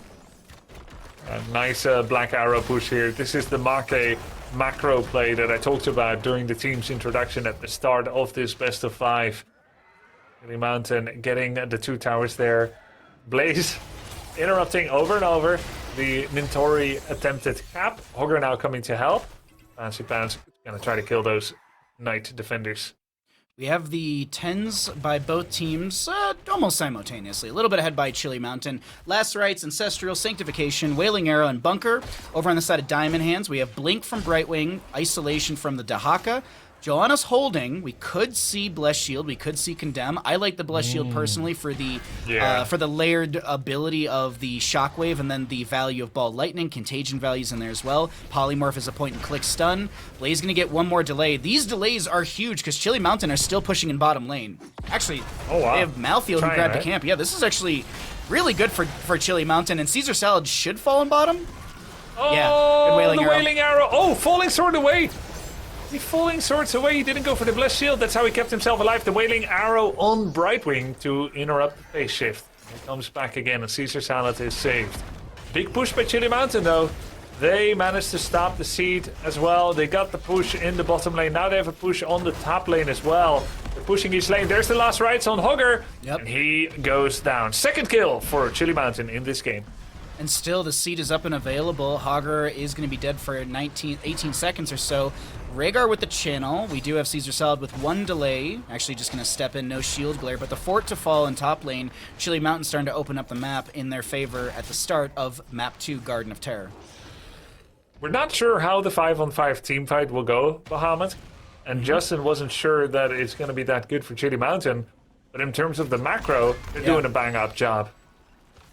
Alright, so... A Rotso-up job, actually. Because his name used to be Bang! I get it! That's clever! Bottom lane Hogger does clear out what Sylvanas has pushed up. A little bit of a fight in mid to be had. Jet Propulsion from Blaze doesn't connect. There's going to be a huge slow from the Joanna who steps up and gets the Regeneration Globe. Rutso is the new target, but the blind's coming through. The Falling Sword is going to be the cleansing factor. Ultralisk is in a bit of a bad spot. Ancestor Healing will come through onto Ultras. The Sanctification to be utilized here as well. Soothing Mist from Heavy. And that is a disengage. Both teams using a few heroics. More cooldowns, though, on the side of Chili Mountain, or longer cooldowns for those 2 heroics used. Yeah, and that's usually an advantage of Johanna teams. Blessed Shield may not be the best ult in the game, but it is only on a minute cooldown. So anytime you trade that for a Sanct, that's a win. You trade it for an Ancestral, that's a win. That's going to help them with this next objective. Level 13 encroaching for both players. Map is more blue than it is orange at this point. Diamond Hands is looking to push a bit with this bruiser camp. The Haka can burrow in anytime he likes. Hogger is showing to be pushing mid. He has pushed out the wave. And it's going to go to the fort. That's good enough for him. He comes in with the flank. Fancy Pants, what's he going to do? Nothing just yet. A spin towards Tyrael. We have Malthael and Blaze brawling out in top lane. Or not Blaze, excuse me, the Dahaka and the Malthael brawling out. Isolation could be utilized right here to try and kill him. Dark Swarm, that's a really good kill from Nintori in the off lane. That's really, really solid. Nice kill, one-on-one against the Malthael. Who into a Dahaka you expect to win that 1v1, but the phase shift from Brightwing is actually canceled by the falling sword as Cassian needs to get away, dropping the ball. Lightning, yeah boy is here, Nintori is here. Is there a drag? The shockwave is not going to connect. There's a polymorph onto Masquerade who's trying to get away. He's trying to throw an Eldruin somewhere, but he just can't get the ability to be thrown out. And the explosion from Tyrael, I think he got maybe 1 or 2 hits with that one, so that's 10% per enemy hero hit off of his cooldown. But now, or his death timer, excuse me, Caesar Salad gets the channel uninterrupted by Blaze for 1,000,000 years this time. Nice job for Diamond Ants to get the kill there. He tried to sanct, but he was interrupted. Does come back quickly. 2 seeds go to Diamond Ants. Where's the next one going to be? It was top left, middle bottom. It will be top right then, won't it? There it is, top right. Call it perfectly here, Grubby. The oracle that is Grubby. Now Jet Propulsion comes in from Dequaza. Rutzo goes in with the Fend. There was a Wailing Arrow used by Sylvanas 50 seconds ago or so. So she still has that on cooldown. Ball Lightning just coming off cooldown. Shockwave on 15 seconds. Next seed is coming up. Could be for the side of Diamond Hands. Do you want to jump into their comms?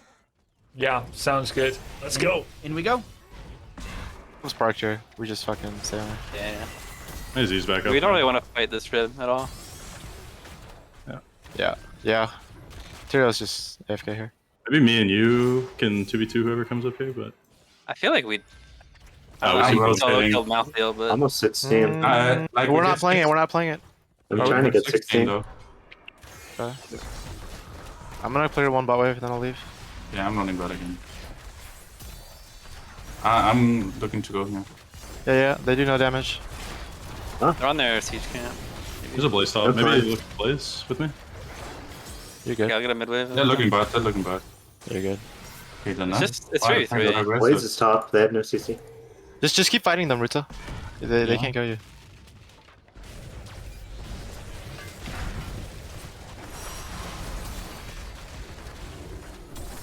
Malthael looks like he's wanting to go You're bottom. good. You're good there. Maybe Zed Ruta. Oh, you're good. Malthael's rotating. Oh yeah. So- Leave. Okay. Hey, Fancy, look at the Blaze with me. He's gonna walk through here, please. Okay, I like it. They see me through a. We are I'll try to rotating. remember They're this. coming as well. Just look Yeah, at him. okay, I'm gonna Okay. get him. Okay. That's true. Good damn. They're probably on their camp, right? I'm We pounding could just them. push off here a bit though. Yeah, you are. It's good. We're supporting. Just siege. I'm gonna walk bottom. I can clear that. Yeah, I like that. Just have to waddle my ass down there though. The members of Diamond Hands don't even want to play for objective, but neither does Chili Mountain and now Palantirs. And, well, does Diamond Hands actually step in for the fight, or do they give the seed? It's hard to say. They have... Yeah. I think it's hard to actually capture it. You need kills. It mostly seems like they're relying on the brawl. They're very confident that Russo can't die. Is there a blind? No. Okay, so the seed has been taken by Chili Mountain. Good job, Chili Mountain. They showed up 5v3. There has been a macro build-up, basically, for Diamond Ants, because they weren't interested to actually grab it. Russo goes back for some much-needed mana. We'll be back up to the 60% radius or so. Very much Diamond Ants is believing in Rutzo Cassia's invincibility. They want non-stop brawl to buy time for their double solo laner team in order to get results. Chili Mountain, of course, also has double solo laner, but they needed that seed a little bit more. I'm doing some quick caster math right now, and the Lightning Fury, a single Lightning Fury does, just because the level up, it just jumped, does 467 damage, if I'm not mistaken, per Q. So you could deal roughly 1,000 damage, a little less than 1,000 damage. 467, correct. So a little less than 1,000 damage if you get 2 of those Qs onto an enemy. And, I mean, if we take stock of, like, a Rhaegar health pool, he's got 3,700 HP, so you could nearly do a quarter of his HP with 2 Qs, but let's actually look at this fight right now in bottom lane, as we do have Hogger pushing in through mid, Dahaka splitting in top, and so it was 4v3. Rutso and crew back away, and Split Soak is good for the side of Diamond Hands, but now, will Hogger be the new target in this rotation? He doesn't have the spin for a few more seconds. I think it's 3 seconds on a spin. Phase Shift from Brightwing does come through and gets the Blink heal away. Dahaka burrows in as well. There's the spin out, and a failed kill attempt onto Yaboy. Does drop the Hogger down to 50% HP. I will say it was well played by Fancy Pants, and for Chili Mountain it was obvious to see why Justin sometimes doesn't like the Tyrael Blaze comp too much. It really is low on CC. Hogger was free to shockwave an entire team, wait for the phase shift, wait for 3 seconds for a spin, and then just walk away as the next Blaze Jet propulsion came in. No... Oh, nice interrupt. No neat little like face melts or overpowers to quickly interrupt all of Hogger's windups. And it seems like Diamond Ants has brawled their way for the last 10 minutes all the way into a near insurmountable macro advantage. They're closer to level 20, but everything could come falling down like a house of cards, and it does right here! Chili Mountain, when they needed it most, they showed up as 5. They got the pick on Johanna. Oh, sorry. The Hogger was actually trying to steal the cap during this fight, but he was not able to do so because of the Blaze. Johanna's dead for 40-some seconds. That's an elongated tongue to grab this Blaze, who does get hit with the polymorph. That top lane fort does go down during all of this. So Johanna traded for a fort, but the objective still being delayed out by both these teams. Cassie goes in with a fend. That's a lot of damage onto Dayquaza, who does pop the bunker. Phase shift from Brightwing, and that allows Heavy to be in range for a blink heal. Dayquaza, on a sliver of HP, jumps back into the bunker because that does give him some armor. 20 talent tier, a quarter of a level away. Ancestor healing will be used on Dayquaza. Elongated tongue doesn't get the drag. Nintori does have the cooldown reduction, but he needs the autos for that. Cassia gets one delay. Dahaka comes in with the Dark Swarm, but there's going to be a big soothing miss from Hebi. We have Rutso really split this fight. Sanctification. Rutso needs to try and find some way out of this big shockwave to try and save the Cassia, and it does save as she gets away. I can't believe this. Johanna is back. It's been 60 seconds, and now Chili Mountain have to back away. This Garden Terror, Grubby, this Garden Terror in top lane is colossal because the Garden Terror goes up as far as your minion wave, and this minion wave is on the keep front gate. This was so well played. 4 versus 5, no problem, says Diamond Ants. And Cassia, Rutso found the eye of the needle. He found the needle in the haystack. Kill. And they get the they get the Rager kill. Great job by Diamond Ants. It's not nail in the coffin. Correct. But it's one of them. Yeah, it is. It is. I do start to hear the coffin dance from a distance here at this time. It's not quite time yet. There's no singing yet of any larger ladies, but Diamond Ants, they're in a great position. They managed to hold on 60 seconds in a 4 versus 5. Yeah. Masterfully done. And they need this 3-0 so much, they're maybe almost going to do the 2-0 already.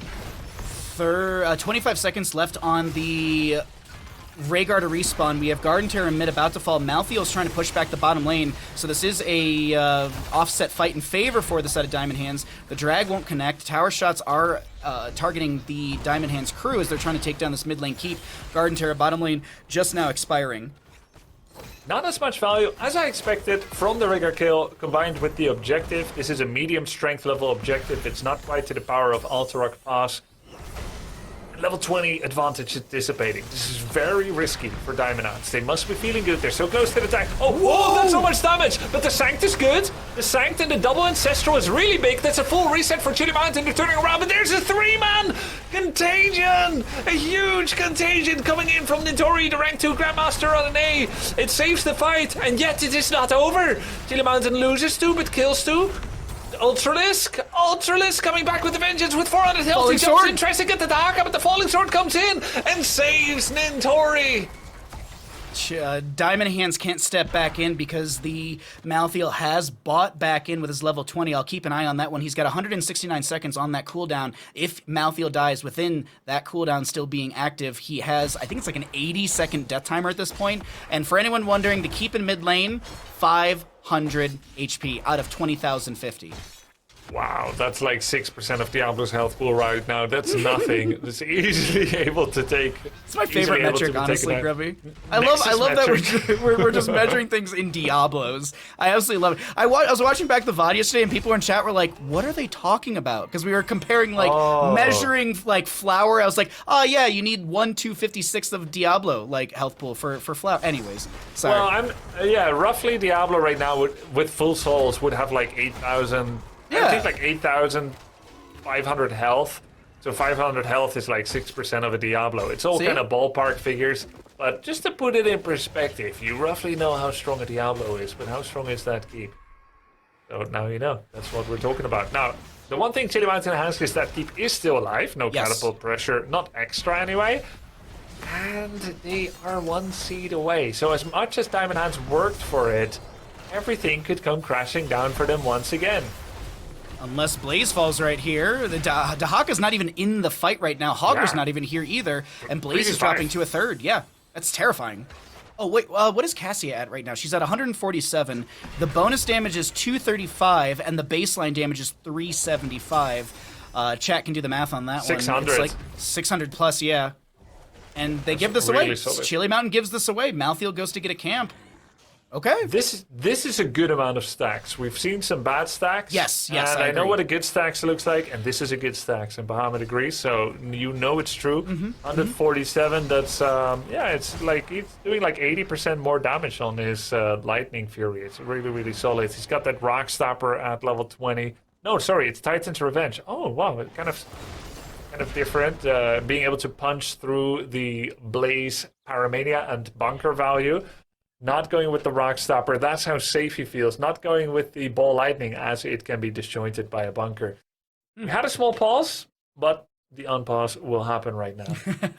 It was literally admins just go, "What's the reason?" And they just go, "Ready." So I don't. At least it wasn't like during a major team fight or anything like that. So maybe just a little bit of lag had to go, and then it instantly cleared up or something like that. But there is a siege giant camp in mid that Sylvanas will have to clear out immediately. I think this is going to be very, very important for the side of Chili Mountain to make sure that they hold that mid lane keep. Next seed is on the right side of the map favoring Chili Mountain. This will be hard for Diamond Hands to step into. Caesar Salad steps up. He was the focus target. He did not get jet propulsion. He's got that Heaven's Fury for many heals and many unstoppables. Right before the action breaks out, let's talk about hero damage. On the left side for Diamond Hands, they have 111,000 for Cassia, about double of Johanna. On the other side, it's all Sylvanas, 83,000, with some extra from Malthiel and Blaze. Dahaka's up in the top lane, checking really quickly, does have Brush Stock. All heroics are off cooldown. Heavy about to get another charge on the Blink heal as well on that Brightwing, and Dahaka just pushing up the waves. Speaking of waves, Tyrael has to go clear mid. Caesar Salad sees this. Is this the green light for Diamond Hands to try and find something? Jet Propulsion from Blaze. Caesar Salad condemns and pulls the Blaze in. Dahaka still pushing up the top lane. Does have that catapult right behind him as the last sapper is cleared. Will Banana get the channel? That's a shield glare to interrupt once. Is there more? Caesar Salad has no glares left. He uses it on the fight. Oh, wow! Wait, was that Blessed Hammer that interrupted the Rhaegar? There's a Shockwave. That's a stun on Tyrael. It takes a lot of damage. Where is the sustain at for Chili Mountain? They need more heals. Tyrael and Blaze are half-life. Rutzo is chunking them. But finally, the objective does go over to Chili Mountain. Diamond Hands use that time to get about 10% damage on the top keep.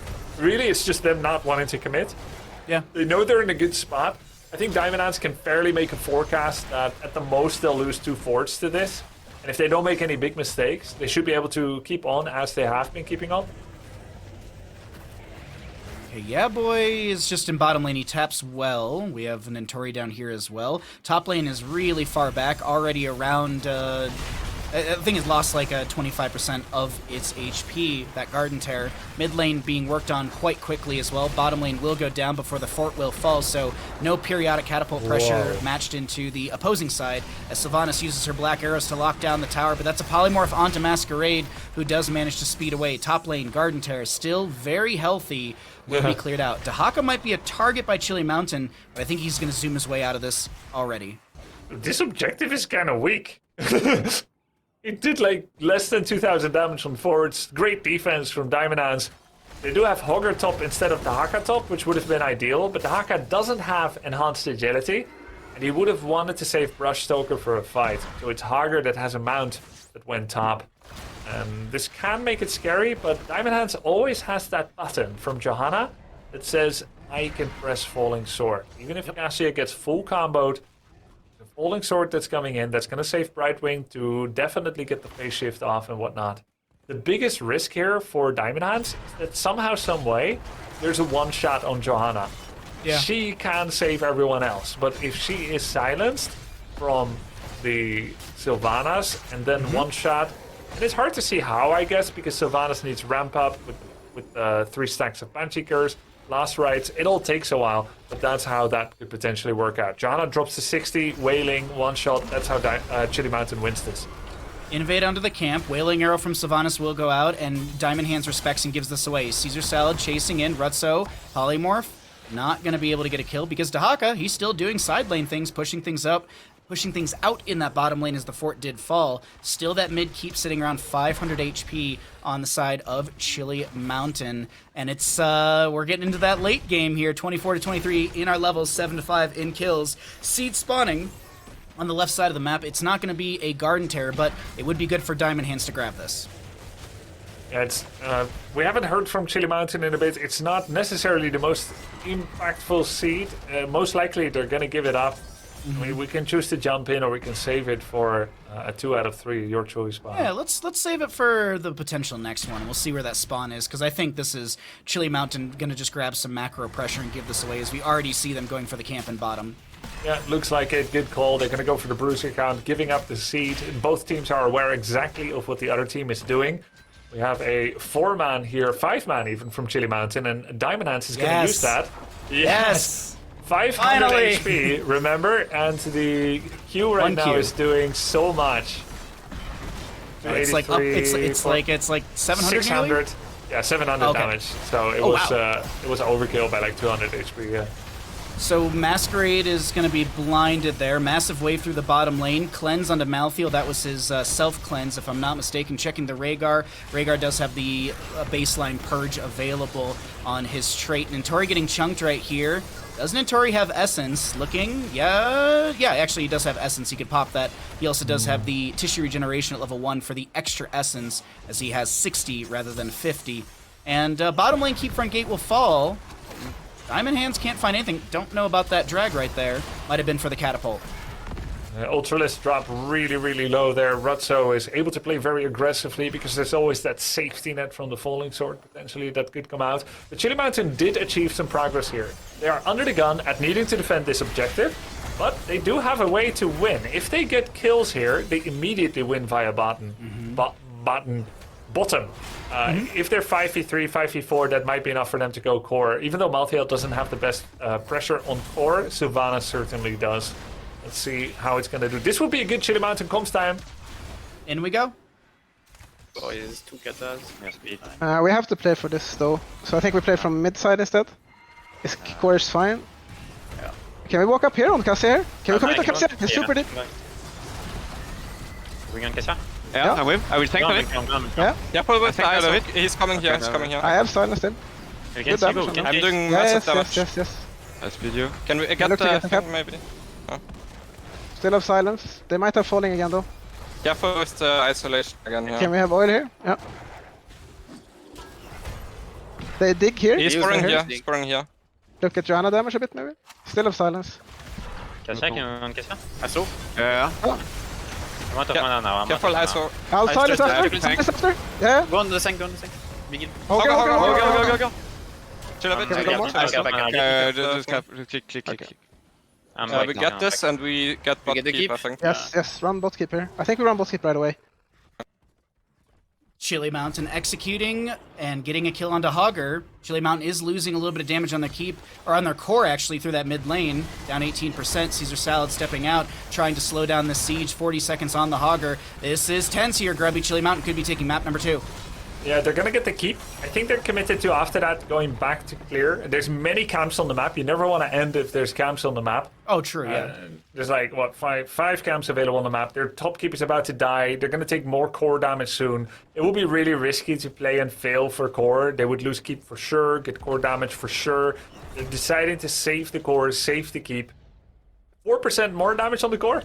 Keep took a lot of damage. Yeah. Clear out all the lanes, and Oh, it's once gone. again... What? Keeping top died. What? Yeah, I know. I saw Malthael too. I was like, he's got that Oh clear. my god. They should have helped him a bit, but they're stepping up. They're trying to make use of Hager's absence. But they need 2 people to go for the cap here if they don't have all the things dead yet. And that's going to make it tough for the 3 to defend against the 4. So losing top keep may actually come back to bite them in the buttocks. Falling sword from the Johanna to help out Rutso as the bunker comes down from the Blaze. Dahaka's just casually getting a camp right now, because that's more important than the team fight. But I think Diamond Hands is just, they need this constant pressure, and they're fine with a 4v5. Hogger gets is he going to get the channel? Will he be interrupted? Yep. Oh, he could have. Shockwave? The polymorph, he could have got the channel right then and there, but he decided to try and follow up with the polymorph shockwave. He decided to play for a team fight. He doesn't land the drag, self-cleanse. There's going to be an isolation not Contagion connecting. miss. Seed goes over to the side of Chili Mountain. 2-2, Siege Giants in bottom. The map is pushed in for the side of Diamond Hands, but as Grubby had mentioned, one team wins a good fight, it's over for the opposing side. Chili Mountain gets a couple kills, they rush bottom and end. Yeah, it's pretty impressive. Cassia nearly has 100% bonus damage from her stacks. Rutso's been going insane on that 360 bonus damage. Johanna completed the quest of Subdue, always 80% slow. The Siege Camp didn't do that much, but overall a very, very, very close combat there. Diamond Hands finally pushed out the bottom wave. That was getting kind of nitty-gritty, and they have a Bruiser Camp to hold the rest, killing one catapult right now. The Seed is in a very good position for them. The Haka is going to do a little bit of damage on the top Bruiser Camp before scooting in to save the day in the team fight. We have Ultralist taking a bit of damage from Yeah Boy on the bottom of our screen. Level 26 will be hit by Diamond Hands. It gets them a little extra scaling value right there. And we can check some of those stats a little bit later because the fight is starting to break out. Jet Propulsion from Blaze. The Falling Sword from the Johanna will be coming through as the Sanctification is utilized. Dahaka still split pushing in the top lane, getting rid of that catapult, waiting to see. Does he brush stock in? He's got it off a cooldown. He can brush stock in. Here he comes. Banana with the channel. Shield Glare interrupts once. Ball lightning from the Cassia. There's a drag onto someone on the left-hand side. Ultralisk is very low. Ultralisk might fall here. Ultralisk gets the Ancestor Healing, and that is the contagion spreading to a couple members. Diamond Hands, this is looking a little sketchy right now. Dayquaza is split, is more sketchy for Dayquaza. No Sanctification for 70 seconds. Hogger goes down. Blaze goes down. Catapults in top lane are pushing up. Malthiel gets the channel, and that's Garden Tear to the side of Chili Mountain.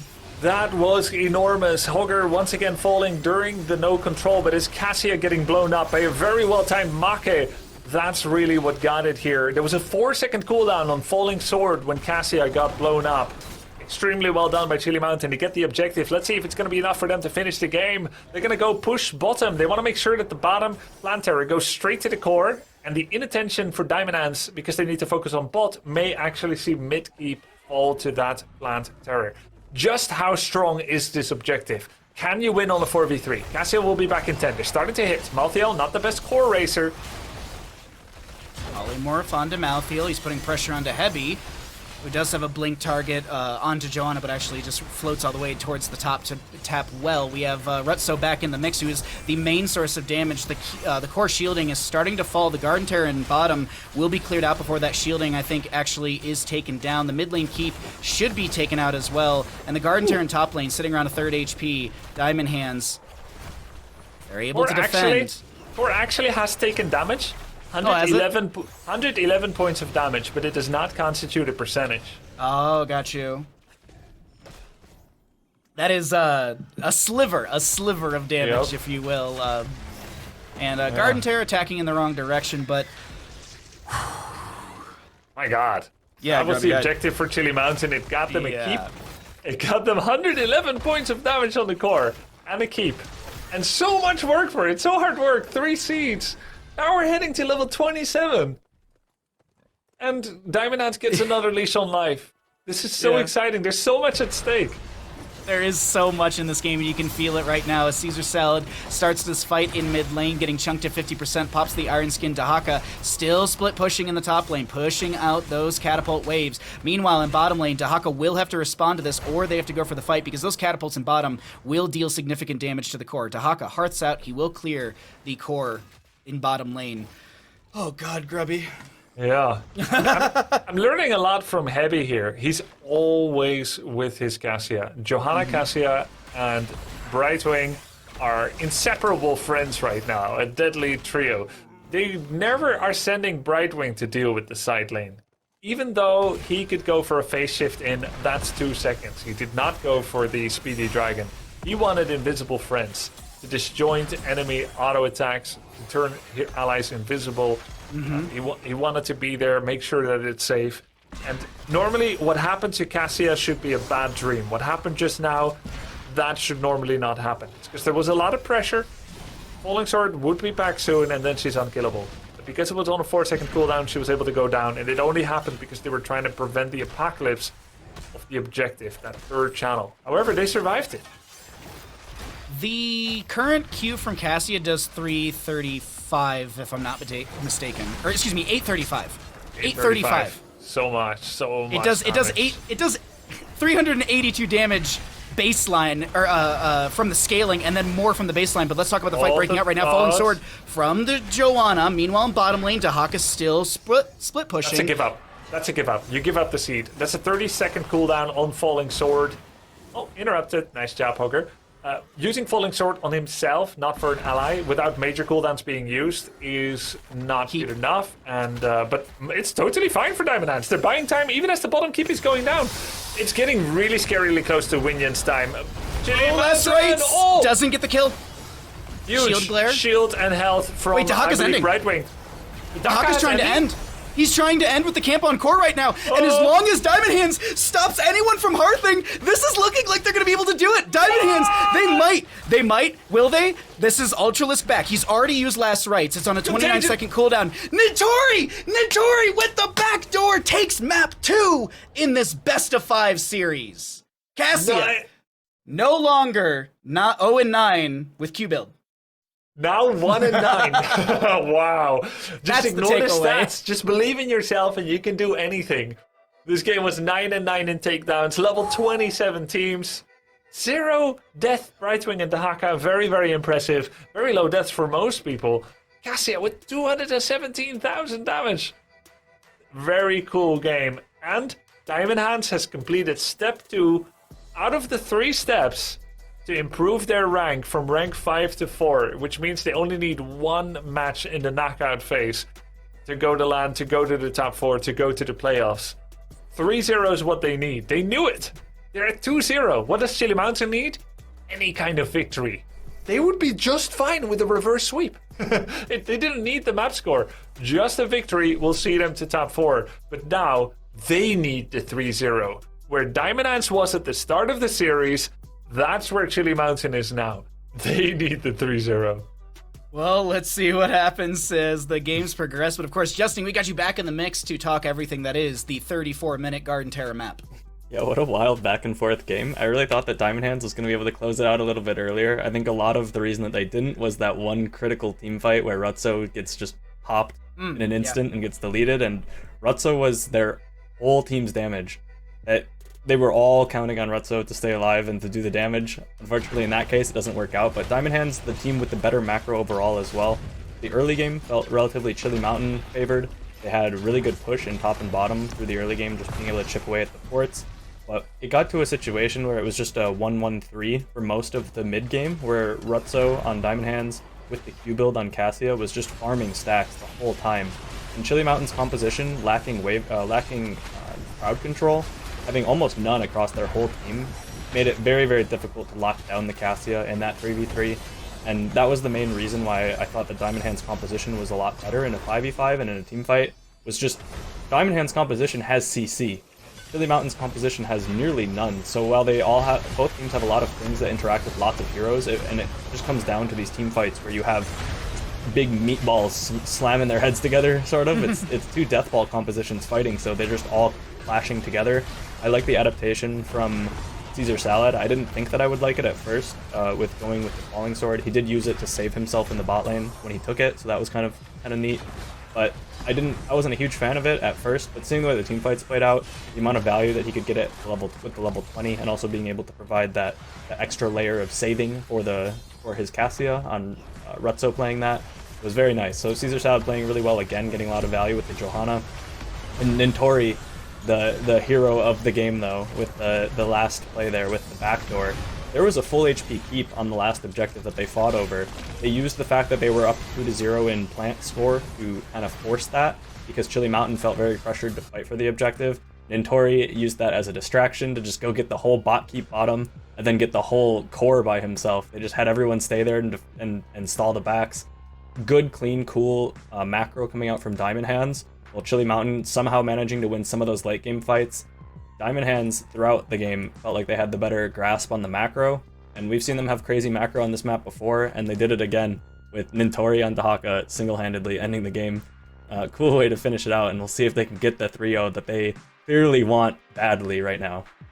It's one map away for the side of Diamond Hands, a long road for Chili Mountain if they want to claw their way back into the series. It has been really, really fun so far here on HeroesCCL. If you're enjoying the games and if you're enjoying HeroesCCL and you'd love to push that prize pool even further beyond $13,020.69, you can use ! prize pool in chat to get yourself over to the match arena. We thank all of you for your support and your love for HeroesCCL. When we come back, map number 3, will it be a 3-0 or does the brooms come out for Chili Mountain? Don't go anywhere. This is HeroesCCL presented by Wisdom. Welcome back, ladies and gentlemen, to HeroesCCL presented by Wisdom. We're getting ready for our final game, or a final, what could be our final game in the Look at group him. stage. I want this so bad for Diamond Hands. Like, caster bias out the window. Like, I got nothing against Chili Mountain. I just love the chaos that this can create. If Diamond Hands 3-0's Chili Mountain, the league standings are going to be thrown in the air and things will be shuffled around a little bit. But of course, they still need this map victory. If Chili Mountain wins this map, then the shakeup, it doesn't exist and it's not going to happen. I'm so excited about this. I'm so excited. I want it to happen. But of course, let's get ready. We got to get the lobby and all of that going. So while we're getting that lobby and everything going for our map number 3, Justin, what'd you get up to on the break? You're gonna be jealous of me, Baha. I got some pizza. What kind of pizza did you get? I don't know. It's like some Frankenstein pizza. It's got all kinds of stuff on it. It's food. It's not that type of Frankenstein pizza. It's just random stuff. You get one of those pizzas that's kind of like a salad. No, it was like a vegetable pizza initially, and then I think So it's there like was a just salad. some improvisation on making it a little bit better. It's not a salad. It's still pizza, Baha. Don't make that face at me. Was it like a freezer pizza and you put Yeah, it random was kitchen scraps on top? something like that. Yeah. Let's look at a map. I can't.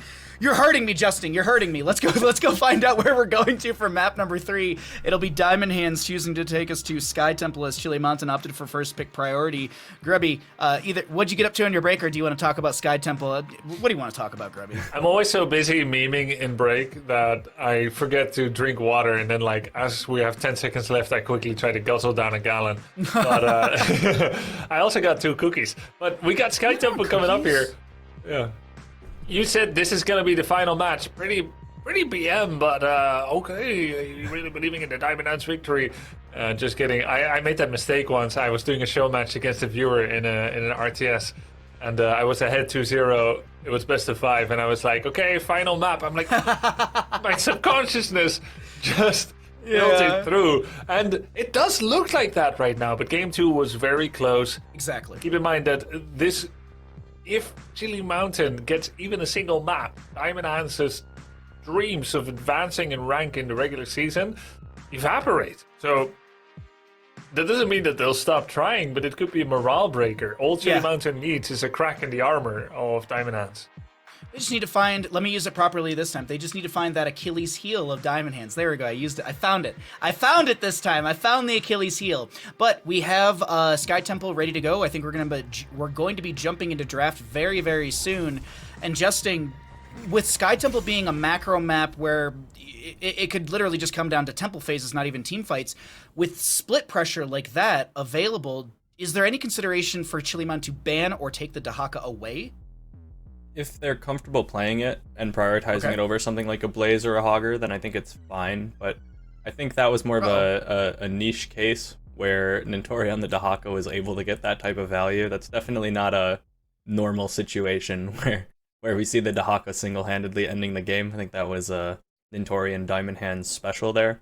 Diamond Hands in the start of the season was the team that had the best macro out of pretty much all the teams, so it's cool to see them winning the game just exclusively through macro again in the last one. And I like also how Grubby touched on it, that Diamond Hands needs the 3-0. So we do have a situation where if they do lose this game, the potential for a reverse sweep is much, much higher, as they're probably going to be pretty devastated if they do lose one game, because their chances at moving up are gone there. Yeah. So it's kind of like the most volatile moment of any series that you could have, because this single game, it's more like a best of one for Diamond Hands. They need to win this or they're gonna be pretty crushed in the morale. So and both the games, I think that Diamond Hands has had a better draft than Chili Mountain, and the games were very, very long and very close. One team fight going the different way could have decided it for the last 2 games. So we'll see if Diamond Hands can win it and also win the draft, because it being that close with a winning draft is kind of scary for Diamond Hands. And I think there's also there's tension, absolutely, with just wanting to take this series, as we actually have the Brightwing ban. Man, Hebi looks so good on the Brightwing last game, as well as Notori on that Dahaka, but a Thrall ban being drawn out here feels a little weird, Grubby. Means Diablo first pick on Sky, though? Not really. I guess it doesn't necessarily mean that. They really liked Fancy Pants on Thrall, I guess, on Battlefield of Eternity. They felt that was strong, that he had good flanks. I can only imagine that's why, but that's an interesting ban in the top 4. Never expected that. Now, is this an immediate Junkrat? It's not. It's a Rhaegar, very early. Well, 2 healers were banned. They didn't want to get choked out for Banana Age. Maybe Banana Age is sometimes a little bit the weaker link for Chili Mountain. I think not necessarily, but they're trying to target him here, obviously. They feel like he is, so Chili Mountain responds, making sure that he doesn't get choked out and forced on a Stukov or or anything they may not be comfortable with. So now we have a no-cleanse healer from Diamond Hands that they're showing early. And bam, comes the Diablo. They wanted that Diablo safeguarded against the Thrall. And so this was part of the plan. Falstad for also the side of Chili Mountain's huge, with the wind tunnel into the wall paired into either Lightning Breath or Apocalypse. We've been seeing a lot more a lot more Lightning Breath lately. A good start for the side of Chili Mountain, but also, Justin, the side of Diamond Hands getting 2 S-tier picks here with the Blaze and the Stukov. But as Grubby had mentioned, no cleanse. Granted, there is a bunker. Yeah, Stukov not the highest priority as of late. I still think he's quite strong, and Hebi was one of the best at him when he was more prevalent, but seeing that priority skyrocket because of the 2 support bans feels like a big mistake from Diamond Hands in the draft. Giving away the Diablo just feels like a huge mistake when the Thrall was banned away. I really was expecting Diamond Hands to take the Diablo for themselves. I would expect probably a Muradin from Caesar Salad, but it's gonna be difficult to make the rest of the draft be able to hold up into what Chili Mountain has picked. I think Chili Mountain has a sizable lead in the draft right now. Do you know if Caesar Salad has a Garrosh in his repertoire? I swear Caesar Salad had a pretty good Garrosh, or maybe I'm misremembering. Do either of you remember? I think so. I'm sure he does. Because I feel like this is a flex last pick onto a Garrosh from Diamond Hands, but Justin, I do want to get your thoughts once again, because Chili Mountain, we will see their last 2 picks. It's a lot of control. That's a really good draft from Chili Mountain. Yeah, it's a scary team also to pick the Garrosh into if that's something that they were looking for. They do have the setup for it, as they have the Stukov for follow-up, and they also have the Cursed Bullet for follow-up. And right now they have Hogger Blaze, so again they have the 2 offlaners, but they're gonna need a tank that does more than just CC probably. If they pick the Muradin, it might be a little bit difficult for them. It's really hard to say what is actually a good last pick for them here. Potentially looking to go into even the Decim. Oh, okay, it's double support. Okay, nice. Okay. I like that. I think that's a good way to salvage this, because a normal tank doesn't really feel like it does too much here with what they have. They have the 2 offlaners, so they don't really need more CC. They need something to enable the team. They need something that Hogger and Blaze and Stukov even do a little bit of damage, although they're not damage dealers directly. I really like this Uther pick, actually. I think this is something that is going to help a lot. They need to be able to keep their Greymane alive. They are into a very light damage composition on the side of Chili Mountain. They're basically solo Falstad range DPS, where we saw in the game, in the first game on BOE, the Maiev was, besides the support, was the lowest damage on the team. He did about 50k when you had heroes like Johanna above him with like 75k damage. Li Ming had like 70k damage. The Maiev was the least damage on the team in game 1. So their composition is super light on damage. It's effectively just Falstad. It's solo ranged Falstad. So I really like the Uther double support. Uther Stukov double support is extremely underrated. It's very, very strong still. This isn't necessarily the best map for double support, so they might get macroed a bit with the Falstad existing, with the Rhaegar Maiev wave clear. But I think that Diamond Hands salvaged the draft with the Uther. I like it a lot. I think that they have a pretty good chance here at winning this game and closing it out But it's going to come down to gameplay, and I'm sure that there's going to be nerves. This is going to be a tense one for sure. Oh, we'll see how this one goes here, Justin. We'll see you after map number 3, and we are going to have Nintori on the Blaze, Caesar Salad on the Uther, Rutso on the Greymane, Hebi on the Stukov, and yeah boy on the Hogger. Over on the side of Chili Mountain, looking to rally here. They got their brooms on Sky Temple. Ultralisk on the Maiev, Masquerade on the Diablo, Banana on the Rhaegar, Maki on the Falstad, and Dayquaza to play the Yrel. Auto attack Falstad as well, as a quick note for anyone who might be just like listening to the broadcast or anything like that. Grubby, I think everyone knows how I'm leaning on this one. I want to get your thoughts as well. How are you leaning? Diamond Hands. I think they take the series. It's gonna. This is probably Chili Mountain. I agree with you. It is a strong draft for agree Chili with Mountain. Both sides. Yes, I can. I do what I want. Okay, sorry. I'm sorry. But like, no, I think Chili Mountain definitely can win this. But I think Diamond Hands with the momentum, I think they can. It's gonna be an uphill battle, but I think Diamond Hands can do it. Okay, I think Chili Mountain. I think the power of the macro from Falstad, Yrel, and Maiev is going to be stronger than the double support. As much as I love Uther on Sky Temple, and I'm worried about people grouping up too much into Ultralisk's Maiev, and double support tends to do that. I'm also not super convinced of Greymane in a team fight as the hyper carry. There are other damage dealers. Yes, Hebi would like to have a word with you as well, but Greymane is the only ranged assassin here, and I think that's worrisome. This is a very important game. It is the most important game, and I think Chili Mountain's going to take it back here. But we'll see. That's just thoughts of dumb casters and analysts. We've got really 500 IQ smart players playing here. They've got these 2 drafts. It will be down to execution. I'm excited. It could be the final game of the night, or it could be the beginning of the turnaround for Chili Mountain. That is the storyline for this map right here, and we definitely will see how things unfold over the next assumed 30 minutes. But the stun on 2 Maiev, a little bit of auto attack damage. Rutso goes in with the Greymane Umbra Bind as he continues just to auto attack in Worgen form. Lurking Arm, Vault of the Warden, and that's first blood to the side of Diamond Hands. Dayquaza unable to help out. Yeah, nice job there for Diamond Hands. And Rutso has been very protected. They must really love this guy, eh? Last game it's Cassian. He had always Johanna and Brightwing looking out for him. Now it's Hebi and Caesar Salad on the Uther and the Stukov. He jumps in 1v3, doesn't care. Got the kill on Ultralisk. Now a massive push here with... And there is wave clear, but it's all melee. So Uther and Stukov are going to slow them down. Oh, is this fight? Masquerade's coming in. That's a Rutso charge, but he actually turns onto Banana with the Dark Flight. Oh, did you see that? The overpower on the Wizard. Masquerade didn't get the combo. Rutso didn't care at all about that Diablo charge. And 3v3. Yeah. That was a 3v4.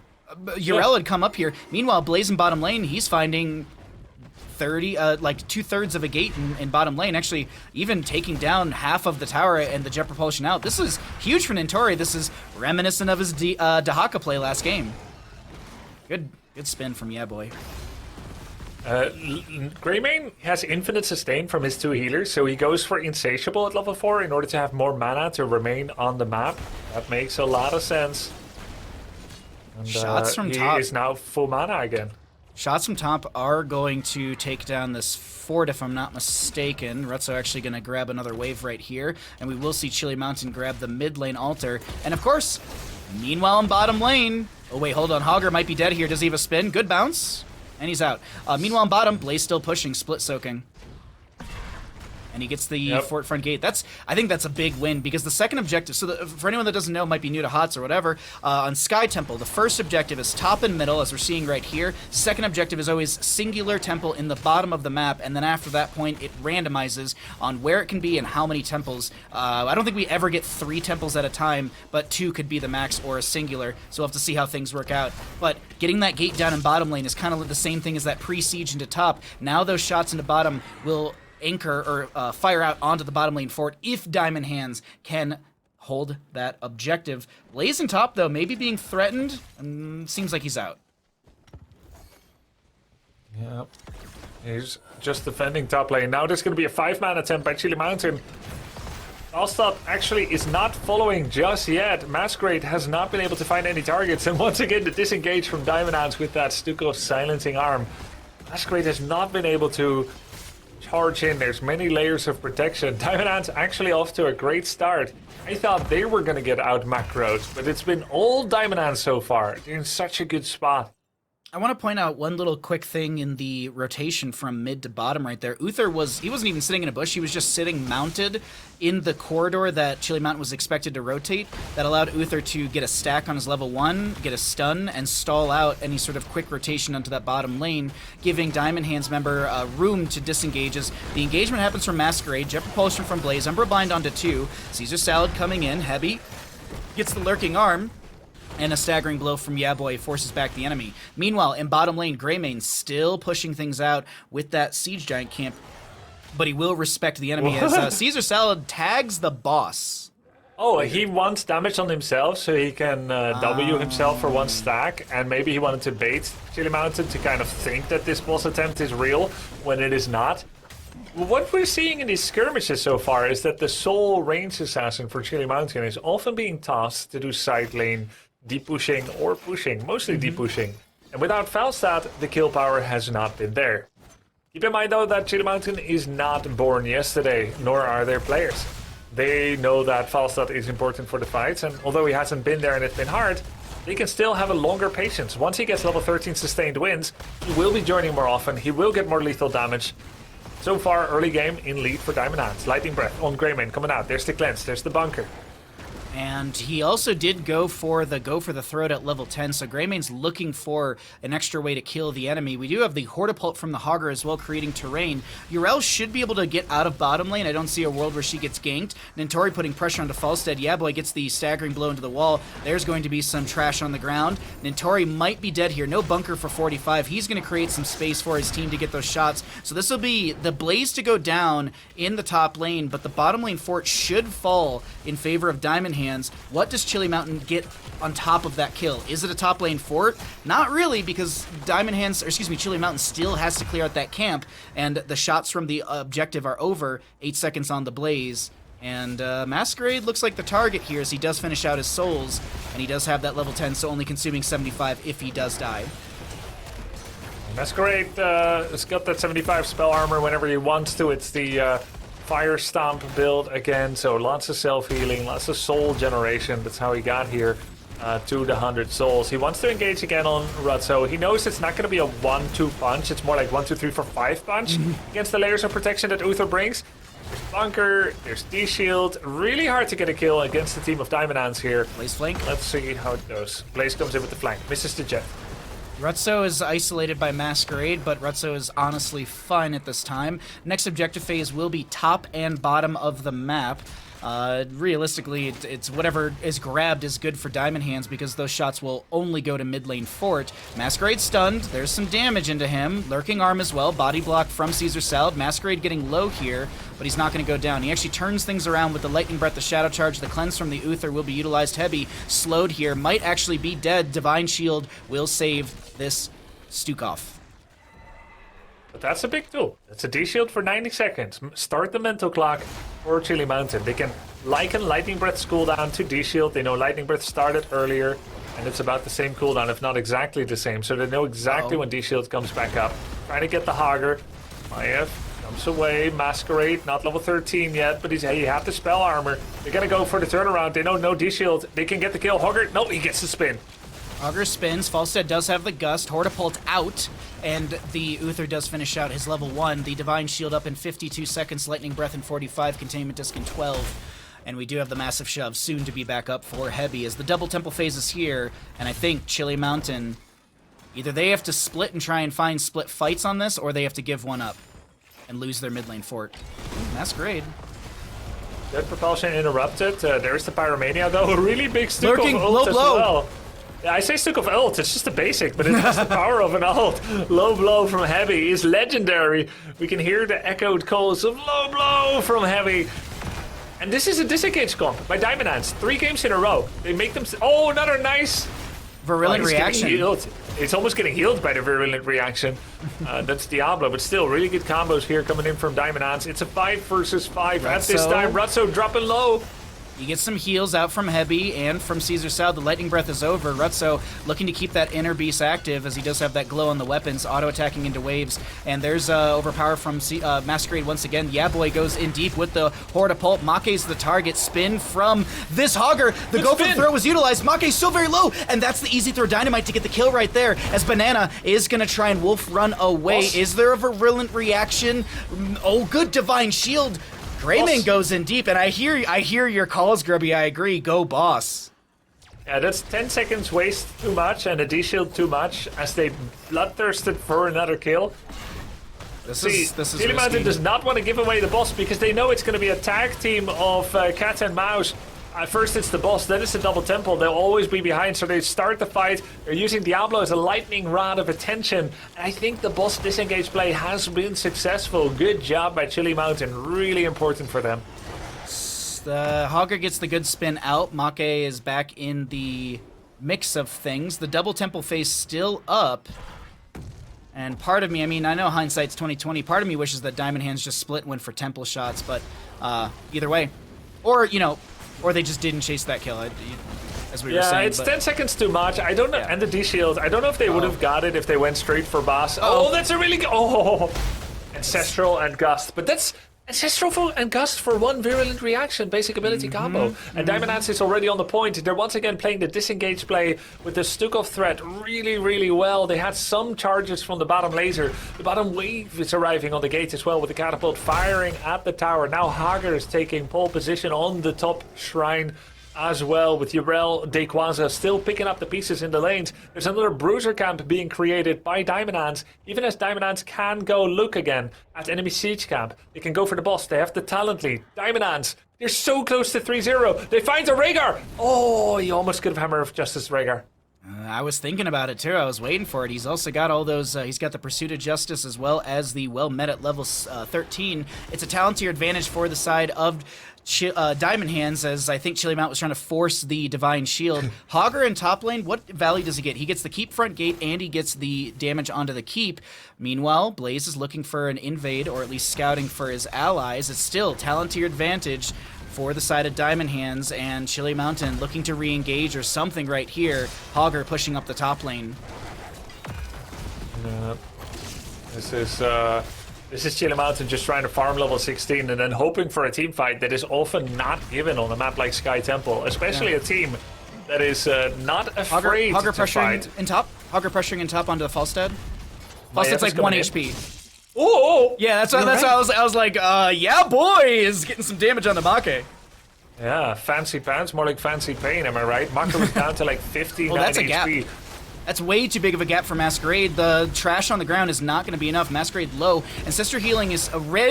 Is a low blow! Low blow, virulent reaction, Heavy with the combo. D-shield on Rutso, really just a safety play. Yeah. Just making sure that it's not going to turn around in an immediate counterplay. Now they can go for the keep.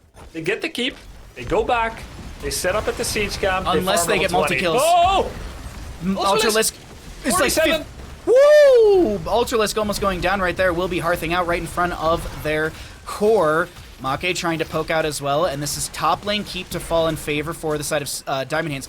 Take note, ladies and gentlemen, take note of what Diamond Hands just did. They did not need to stay to auto-attack all the way down to the end of the keep. This is actually something I learned from that one guy who plays on Twitch. He plays Tracer like all the time or something like that. Anyways, I learned from him that you can push up a wave and you can just leave because the wave will get the keep. And that's just one of the things that I think a lot of us do. We're like, I need to auto attack that keep and take it down myself. No, the wave is there. It'll take care of it. A boss play for this is scary. Do you give boss? Do you give bosses Diamond Hands? I would. Or do you virulent reaction and bait Purge out, let the tornado mess up Chili Mountain, send Rutso in, the attack dog. I'm not sure about Diamond Hands leashing that boss there, what Rutso's doing. He wants to keep up his inner beast, I get it, and he still has it. Portapult in. That's boss still to the side. This is greedy from the side of Diamond Hands, but a big heal goes out. Ancestor Healing onto Dequaza, and Diamond Hands, yeah boy, gets the spin out. Ultralisk does not land the containment disc, and boss should be cleared out. Now, objective phase is here. Catapults in top lane. What is the play from Chili Mountain? Because the map is really being pushed into them right now. Just play for Diamond Hands just plays for a 1-to-1. They take bot. that's where they are for the boss defense. Chili Mountain wants to take mid, and then they ideally want to converge in a 5-on-5. He's far ahead by himself, but there is a heal coming in. Massive wow, he shove. charged in there. Wow, that Hero went so far. In place to defend the siege camp, though, so he does. Okay, so the catapults are arriving in top lane. It's pretty early into the game. Ultralisk is very low on the Maiev as we have Masquerade trying to back away. Containment just goes out, not connecting. Lightning Breath out onto a few. Yeah, boy, on the Hogger is a little bit low. Make has to barrel roll away as we have those catapults on the core, taking down the shielding. But is it early enough in the game where the spawning waves will just take care of those katas? We'll find out soon, because there's permanent core damage being had on the side of Chili Mountain. The Divine Shield utilized by the Uther. 20 talent here. A little bit soon, or a little bit to arrive for Diamond Hands as the massive shove does push back Diablo. 17% off the core, and Catapult arriving once again. You play a scrim, you don't de-shield yourself there as Uther. You play the decisive map for rank improvement and one fewer match in knockout, you de-shield yourself. They go for the mid-temple, they take 2 lasers, and I think they're gonna peace out. I think we're gonna see an au revoir. They don't have de-shield, there is bunker. Diamond Hands has no reason to want to fight here. There's a containment disc. Oh, wait, can you cleanse containment disc? Apparently, yes. Gust from Falstad pushes back the enemy as Jet Propulsion connects onto a few, getting a massive stun. There's going to be a staggering blow. There's the trash. Banana gets the... No, he doesn't! The Ancestor Healing is on a 10-second cooldown. Ardent Defender is utilized as well, and it doesn't get much value. The no control from the Hogger. Bouncing around. Ultralisk on a sliver of HP will be going down. Caesar Salad, he's got like nothing right now. He gets the stun onto Urel, and he will go down. It's actually Greymane to fall as well. Uther, he's got the level 20, so he's not too upset about greeting for that potential kill into Dequaza, because Uther, he's back in the mix. It's a 2-for-1 technically, as we're going to get shots out through mid and shots out through bottom. Okay. Uther was okay. He had Resurgence of the Storm, 17% core, final lasers in the mid, and more lasers in the bottom. There's so much left. Look at the bottom right. You see the amount of blue left on that beautiful silhouette of the Anubis godlike thing. What's like 75% left? Hogger spinning. Oh no. Hogger. Ortopult is available and he pops it immediately, throwing out more trash as well. Rhaegar just now respawning, and the shots will stop around a third as Diamond Hands backs off. They need their Greymane back in 10 seconds. 20 talent to your advantage, but without the Greymane, the members of Diamond Hands can't do much, it feels. Chili Mountain takes the rest of the charges. They're honestly still fine. I know they don't. Well, yeah. They don't de-shield this back. No, it's a good point, but like they take some. Even losing the rest of this, they're honestly still kind of fine. I know that Sky Temple is unforgiving, and I know they're 2 half keeps into 4 forts, and that's pretty rough. But with level 20 coming out, anything is possible. Make is either going to get Epic Mount to fly fast and do 1 gust, or he's going to take Mighty Wind Tunnel and he'll have to position better and do a game-winning gust. I like Wind Tunnel better personally. Sorry to talk over you. Just I'm not a fan of this right here. I think Wind Tunnel's the gameplay is the game changer and the game maker. I think Epic Mount. Dino showed that Epic Mount can be better. True. Dino always went for it. He's always won with Epic Mount. He's not playing in the league anymore, but he's done so much damage. Containment just did not connect onto the Greymane. Lightning Breath from the Diablo. He's got the Hellgate. We do have this little bit of a corridor where people are getting forced into. Ancestor Healing will come through. There's a Divine Shield onto the Greymane, who continues to auto his way through the enemy, or at least attempting to do so. We've got catapults in bottom starting to arrive onto the Chili Mountain side of things as Hogger just knocks back the enemy. Maiev going in. She doesn't pop the... Actually, she does pop the Spirit of Vengeance. Retzo is the target. Is there any sort of way to kill him? Hogger with the big bounce right now. Dequaza and friends are all trying to chase in, but I don't think this chase is going to work out. Diamond Hands able to disengage, and they really haven't lost anything during this. Realistically, Diamond Hands had actually pressure continuing through top lane and in bottom. Chili Mountain calms waiting room. As soon as the objective gets well, let's go, man. Into Chili we go. Yeah. What about boss? Want to do boss? We keep an eye on it. On Masca? Me? Yeah, yes. Should be fine, I'm waiting. We just make sure they don't do boss and we play temple here. Yeah, maybe. Yep. Yeah. I'm not sure if they have Divine back yet. Oh, No. that's a bit. Yeah, let's see if you can. I can disc here. Flip. Yeah, I'm gonna gust. Look at Took. Look. Gremmin. Start taking some shots. We'll keep Yeah, going. yeah. Oh, Hogger here maybe? Here, big pull. Yeah. Rutzo, Hitting just Rutzo. go Rutzo. Bye. Big bye. Big. Yeah. Hogger maybe? Hogger. Yeah. Or Rutzo, just anyone. Shield. There's the shield. He's gonna come back. On Rutsu. We stack on this. Big pull. Rutsu. I have a disc as well. Yes. I'm hitting. I don't have gust for this though. I have big slow. I stunned this guy. I have big damage. Yeah, I'm hitting him. Massive damage. Okay, we get I think the boss boss and Yeah. temple. Boss and temple. Boss. I have fly. We have Diablo can stay on the Hit you point. again. Yeah, I have fly. Well played from the side of Chili Mountain, Yeah. grabbing a couple kills right there and shifting the dynamic of this map quite drastically with shots from mid and boss through bottom. Did you hear what they were saying towards the end? Rutso. No, the end. Like, I don't know anymore. It doesn't matter. I might have missed it. Oh, Masquerade is probably gonna lose his souls here. Well, in comes Maka. He does a gust, but souls are lost. That's okay because Diablo can respawn and clear out core, which is actually kind smart. of works out. Boss taken. Losing Temple though, for now.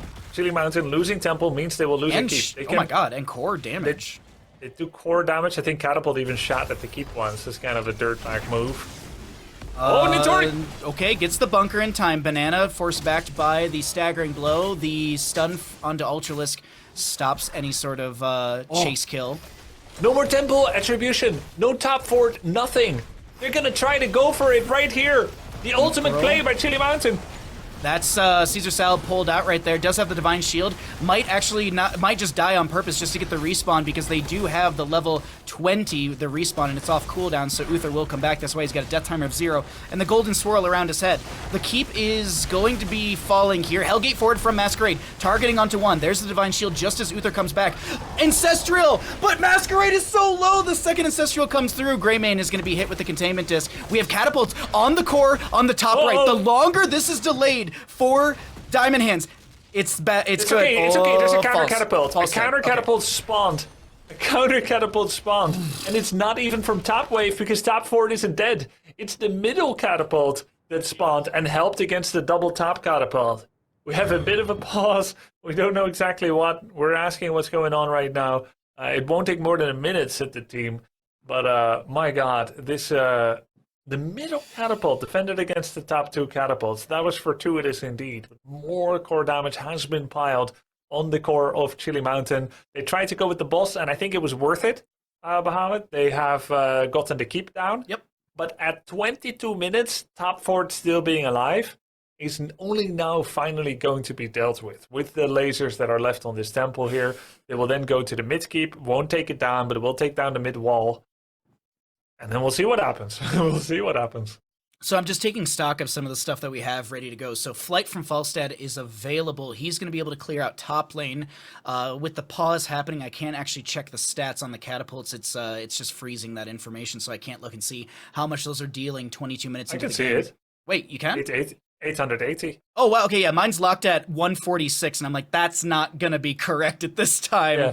And that means that it would only have taken 10 more shots on core to take it down because it has 7,480 health. Would 9 be enough? Let me see. 880 times 9. Yeah, 9 would have been enough. 9 shots away. That's where the core was at. They're doing about 5 to 6% per hit right now of the core. It looks like. Go ahead. DC, so we still need a little bit more of a pause. Yeah, so it looks like one team actually paused, and then the opposing side actually had a DC, so it was kind of good timing for both teams. We have one team readying up, and we're going to wait for the other one to give us the ready once we get that player back in here, but it's tense right now. 55 stacks for the Falstad on his level 1, 54 baseline on the Diablo. I'm just skimming through any other numbers, but that pin down for the Maiev is at 2 out of 4 stacks, and this is so tense, yeah. Who is your MVP so far for Diamond Hands? It's honestly a toss-up between Caesar Salad and Heavy. Like, Heavy's healing has been so very good. Heavy Stukov, yeah. Yeah, Heavy Stukov has been really good with lurking arms and the healing, but also Uther's been really on point with his divine shields, his cleanses, and then just being able to min-max his own abilities. Like I was mentioning in the bottom lane siege, the Uther going down, but holding the divine shield for future use in the engagement. So it's a toss-up between those two for me, honestly. What about you? Well, what about for Chili Mountain? Oh, mine for Chili Mountain? Oof. It's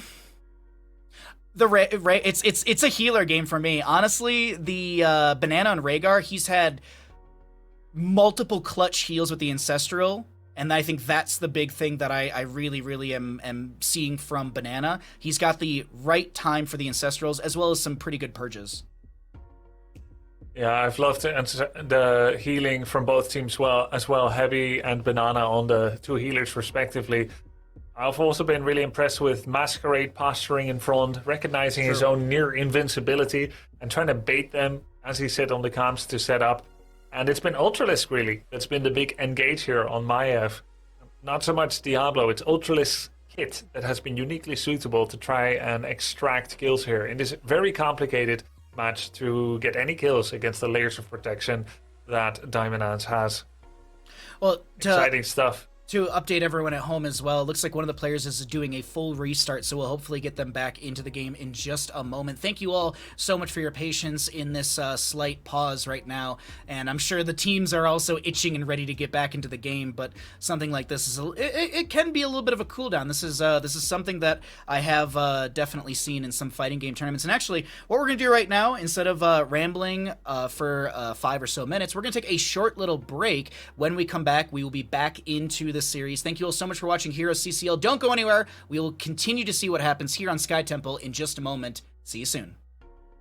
Welcome back, ladies and gentlemen. It was a short break, even shorter than we anticipated. We went to break and the readies started coming out from the teams, so let's go ahead and get us back into Sky Temple. Map number 3, here we go, ladies and gentlemen. The tension continues. Falstad in top, Diablo, Rhaegar disengaging through bottom, and we have a camp to be grabbed by Diamond Hands. For anyone wondering, boss is up in 3 minutes and 35 seconds. Shots into top lane fort, finally going down. And not to jinx it, but I'm really glad that the teams could all reconnect and get back into the game. We have a full 5v5 going on once again. Diamond Hands is stepping up on the temple. They want the rest of the charges. This could represent a keep kill for Diamond Hands in favor of Diamond Hands. Chili Mountain does not want to give up this most precious of prizes. 2 keeps versus 2 keeps, technically. Chili Mountain has never been in a better spot this game so far. Shadow Charge for Masquerade. We have a spin in from Yeah Boy, looking for the angle, maybe to create a pincer here to stop anyone from stepping in. That's a lot of damage onto Masquerade. The Ancestor healing's down for the next 33 seconds, and Masquerade does not have the souls he needs to respawn immediately. Rutso continuing the pressure. Uriel jumps in. She's got the Ardent Defender. Rutso's way too far from his team, and he can't get the Ancestor healing. Will Hogger be able to find a counterkill? Banana so very low. That is going to be Diablo going down. The no control is coming through, and Ultralisk is so very low. Gets the Spirit of Vengeance over the far side of the wall as Dequaza is able to jump away, but with 2 kills, 50-some seconds, what does Diamond Hands do? There's 2 camps available in the top, there's a camp in the bottom, there's Siege Giants in bottom. Does Diamond Hands look for a double keep here? I don't think they go core. Double keep, double bruiser, siege camp into boss double temple. That's the play here for Diamond Hands, I think. The loot horde is burning that keep down. Yeah boy is at 117k damage and 0 deaths. Fancy Pants, his altar, is rocking it up here, and we're doing a really, really good job. Just little points of damage. They get the keep. What about bottom keep? They're gonna go for the bruiser camp. They don't want to waste any more time here. They recognize with Greymane's death timer being almost identical to Diablo and Rhaegar, but their reinforcements coming from further, Diamond Hands does the safe thing, and that's kind of the moral of the story so far. Every time they've had a chance, they've tried to do the safe thing. That was a really well-engineered kill by Chili Mountain to get the Greymane. 11 seconds on the D-shield timing when Greymane died, and a really large displacement. What Diablo and Maiev did to Greymane, that's just one part of the whole. Diamond Hands did really good to fight 4v5 after that. They knew many things were used. You have this short window to try and get a turnaround fight. This is massively in favor of Diamond Hands. This point in the game, yeah, oh, look how they're doing it. They have 2 solo laners threatening temple. The word is, if you see anyone, run. Fancy Pants is running when he sees anyone. And there's 3 people in position to backdoor. Jarell's up in top lane. Hogger's threatening mid. Camp is arriving through the top lane. Make is going to be the target. And there's a Gust. There's a Gust. That is Gust already down if you're watching the minimap. And Greymane, he goes in. He's got the go for the throat. He's looking for this. And they're all in on core. Will this be enough? Divine Shield onto the Greymane. He's taking down some shielding. This feels like a bad call personally. I'm not sure about this one here. Grubby Rutso goes down. And the temple shots. Will the temple shots be enough to end? But no, this feels... I don't know here, Grubby. I don't know. I don't know. It's really risky by Diamond Hands. They are trying to get the temple top instead of getting 2 temples. He sent 2 people top. Caesar Salad, he's gonna go back. He's gonna go back. The lasers. They've done it. They've done it. Diamond Hands 3-0. The impossible has been done by Diamond Hands. They 3-0 Chili Mountain. And the league standings have been thrown out the window. We'll take a look at those a little bit later. But this was the best series of CCL we've had, in my opinion. I know it's a 3-0, but these were some of the best fights, some of the best games, some of the most tense moments in our season, and I loved it. I loved every bit about it, and I have to bring Justin back in to tell us how much he loved it as well. I loved it a lot. I was actually just giggling here as I saw the last shots coming out. That was too close for Diamond Hands. It was starting to feel like maybe once they got into the late game, they kind of started throwing the macro out the window as they were taking a couple of team fights there near the end that they didn't really need to take. And it felt like the nerves were really starting to pick up, that the intensity for the series for them, the tension was so high at the end there, and really cool to see them close it out that way. Having that 2-3 split where they have someone on both objectives, and they managed to finally actually kill the Urel to be able to get top objective for themselves to finish off the core. Really, really crazy. Just a insane way to finish a really, really wild set. That's probably the first time that we've seen the core be just slowly whittled away at by catapults. There was 3 separate moments where it dropped to 83% to 68%, then to 57% before finally we have this all-in attempt at the end. This was one of the earlier team fights where Diamond Hands doesn't really need to take this fight, but they were taking fights that they didn't necessarily on a macro sense need to take, but they knew they could win, so they were still fighting for it. And I liked seeing that. But as you got into level 16, that was when the fights really started to feel like they became a little bit more favorable for Chili Mountain. Individual players who really had good performances would be Heavy with the level 13 Roots. They were really impactful. Caesar Salad with the Divine Shield was very strong as well, and knowing when it was okay to die on the Uther to get the passive value, especially with the level 20. The one thing that made these fights difficult for Diamond Hands post level 16, the only thing that really changed the fights was that level 16 for Diablo, the damage reduction. They don't really have any percent damage on the side of Diamond Hands, so that's why the fights became so incredibly difficult compared to the early game, where their Uther Stukov double support could kind of just do whatever it wanted. As soon as the damage reduction came in from the Diablo, things became much more difficult, especially without having that Curse Bullet. This mid-fight was a fight that Diamond Hands absolutely did not need to take. This was when I was starting to get a little bit worried for Diamond Hands, thinking that they might be getting the nerves, letting the nerves get the best of them. They have a top fort here.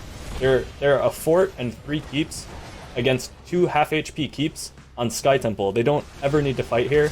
This was just the nerves coming through and Chili Mountain capitalizing in the team fights.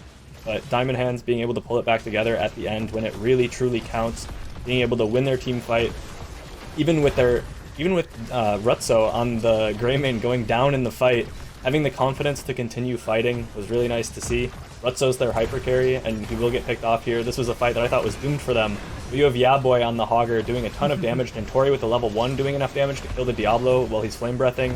It takes a lot of confidence to be able to continue fighting with your double support comp when you lose your hyper carry in Greymane, and it takes a lot of confidence to make that core call at the end. So shoutouts to Diamond Hands. That was a really fun series, and that was an important series for them in the standings, and for Wildheart too, I believe, right? Diamond Hands just threw everything out the window for what we expected for the standings, so shoutouts to them for the chaos. If my horrible math is correct, I think Wildheart is in 3rd. I think Wildheart goes to LAN. I think Chili Mountain is in 4th, and Wildheart goes into... I think so. I think so Chili Mountain and Wildheart swap positions based on the league standings. No, Wildheart goes rank 5. Isn't Wildheart 3rd? Wildheart's 4th right now. 4 and 3, 16 and 11 in maps. And Diamond Hands overtakes Chili. Oh yeah, Wildheart is 3rd. 3rd, right? Chili goes to 5th. And Diamond Hands goes to 4th. Wow, 30K, that's crazy. Oxygen, Wildheart, Diamond Hands, Chili Mountain. Chili Mountain suddenly 5th. Wow. Well, just like that. But we'll go ahead and we're going to jump into an interview with Yeah Boy! Welcome in. Congratulations. Congratulations on your victory. How you feeling? Feeling pretty good. We were shooting for a 3-0 and move up the standing spot, and we didn't really expect it to happen, but happy that it did. I believed in you every game. I wrote you down as my prediction and my win. But, of course, Grubby, questions for Yeah Boy Fancy Pants. Fancy Pants, you had a great game just now on Hager in that final match. Great turnaround in the 4v5 fight where you lost Greymane with the 10-second cooldown on D-Shield. Really exhilarating series in general. You clearly knew the mission, you as a team, that you needed the 3-0. How daunting of a prospect was that, and how did you prepare? I don't know, we just played to get better through scrims. I don't know if we were ever really worried too much about this because, you know, if we lost even a map, like, we'd still be 5th, and then we'd only have one extra match in the gauntlet, and then, I don't know. I mean, we just kind of like went into it, said like, if we can 3-0, let's 3-0. You know, if not, then whatever. Like, we weren't ever stressed about it, I guess. Maybe that was the key. Yeah. Yeah. I think we were mostly worried about all the Wild Hearts fans being terribly angry at us if we lost. So we're glad we did that, because there might have been some angry Twitter posts at us. Well, I was stressed out for all of you. I think that was the most stressed out I was watching and casting any Heroes of Storm game ever. Justin, any questions for our interviewee? Yeah, I was wondering who does the drafting for your team, and kind of, it seemed like the drafts are a lot different from game to game. I was just curious who does the drafting, and what was the thought process with the Uther last pick in the last game? It's whoever talks the loudest as the drafter. Uther last pick, we have like 4 support mains on our team, so double support is something that I think we should take advantage of. I don't know if we played that in scrims at all, but it just looked kind of strong there, so we went with it. Alrighty, well, a fantastic series. You have upset the standings for some. I'm sure some of you are very happy that you took this 3-0, and I'm sure Wildheart fans are rejoicing right now as they've punched their ticket with Oxygen and 30k. You have to play one matchup in the upcoming weekend that you actually be playing on July 10th. Is there any team that you want to go up against in the gauntlet? Like, do you want a rematch against Chile? Would you rather have Storm? Who would you like to go up against and potentially lock your ticket to the LAN finals? Simplicity for sure. They'd be super free. That's easy answer. Okay. Taking the easy answer on that one. Well, I don't want to hold you too long because I'm sure you got some practice to do for the upcoming gauntlet on July 9th and 10th. Any shoutouts that you'd like to give? The floor is all yours.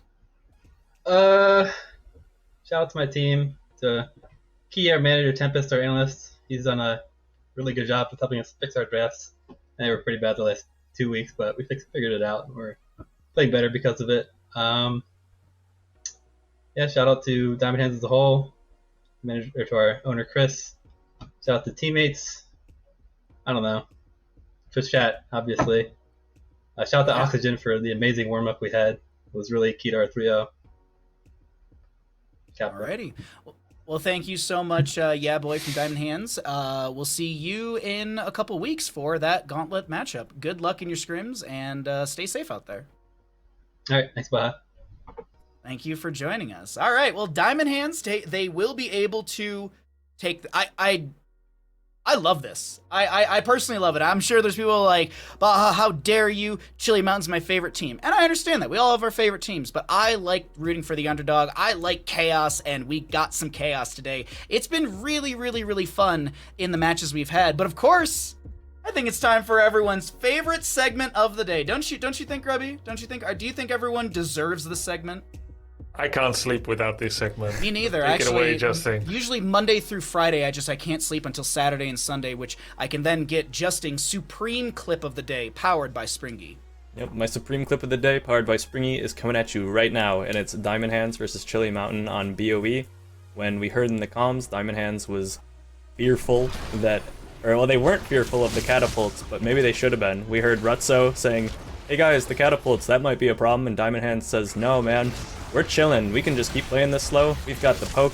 we're just going to chill for a bit, but soon that will not be the case, as we'll see that Diamond Hands is actually not chilling as the catapults start reaching the core, and you have just a absolute cluster in the comms of Chili Mountain, where Make starts going over to the side, and Hogger also starts going to the side. You have a situation where this should be a 5v4 on the Immortal, just a clean fight for Chili Mountain, but they're completely distracted by the core, they're disjointed. Hogger goes, and 2 members of Diamond Hands are decisive and go and deal with Taekwaza on the Hogger, completely deleting him.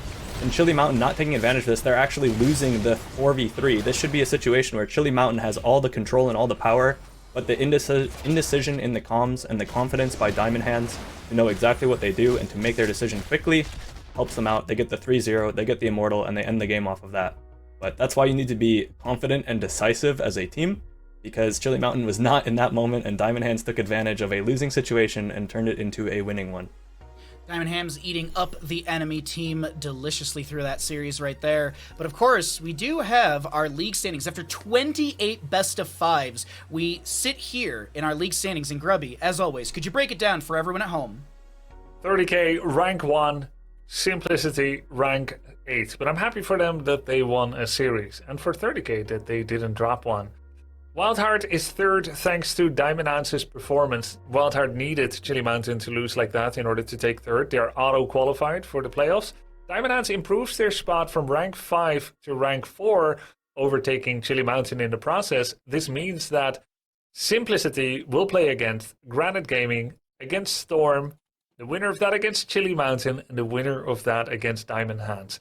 So by beating Chili Mountain 3-0, Diamond Hands has proven to be in rank 4, and therefore, theoretically, Diamond Hands is going to face Chili Mountain as the winner of the gauntlet. So they'll need to beat them again, but they've proven they can do it now, and in dominant fashion, a strong statement. Had they not won 3-0, they would have needed to beat the winner of the Storm Granite Simplicity Triangle, and then beat Chili Mountain after losing to them or not winning 3-0. So that would have been, it's still really good for them that they won 3-0, even though Fancy Pants didn't seem too psyched out about it, and that's probably the key, because you don't want to get too nervous about it.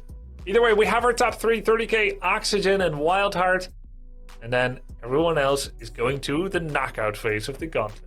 We will guaranteed see 30k Oxygen Wildheart at the LAN, and in not next weekend, but the following weekend, July 9th, we're going to be starting to check out our ladder bracket playoff, or the gauntlet as we like to call it. We'll start things off with our round of 8, Granite Gaming going up against Simplicity.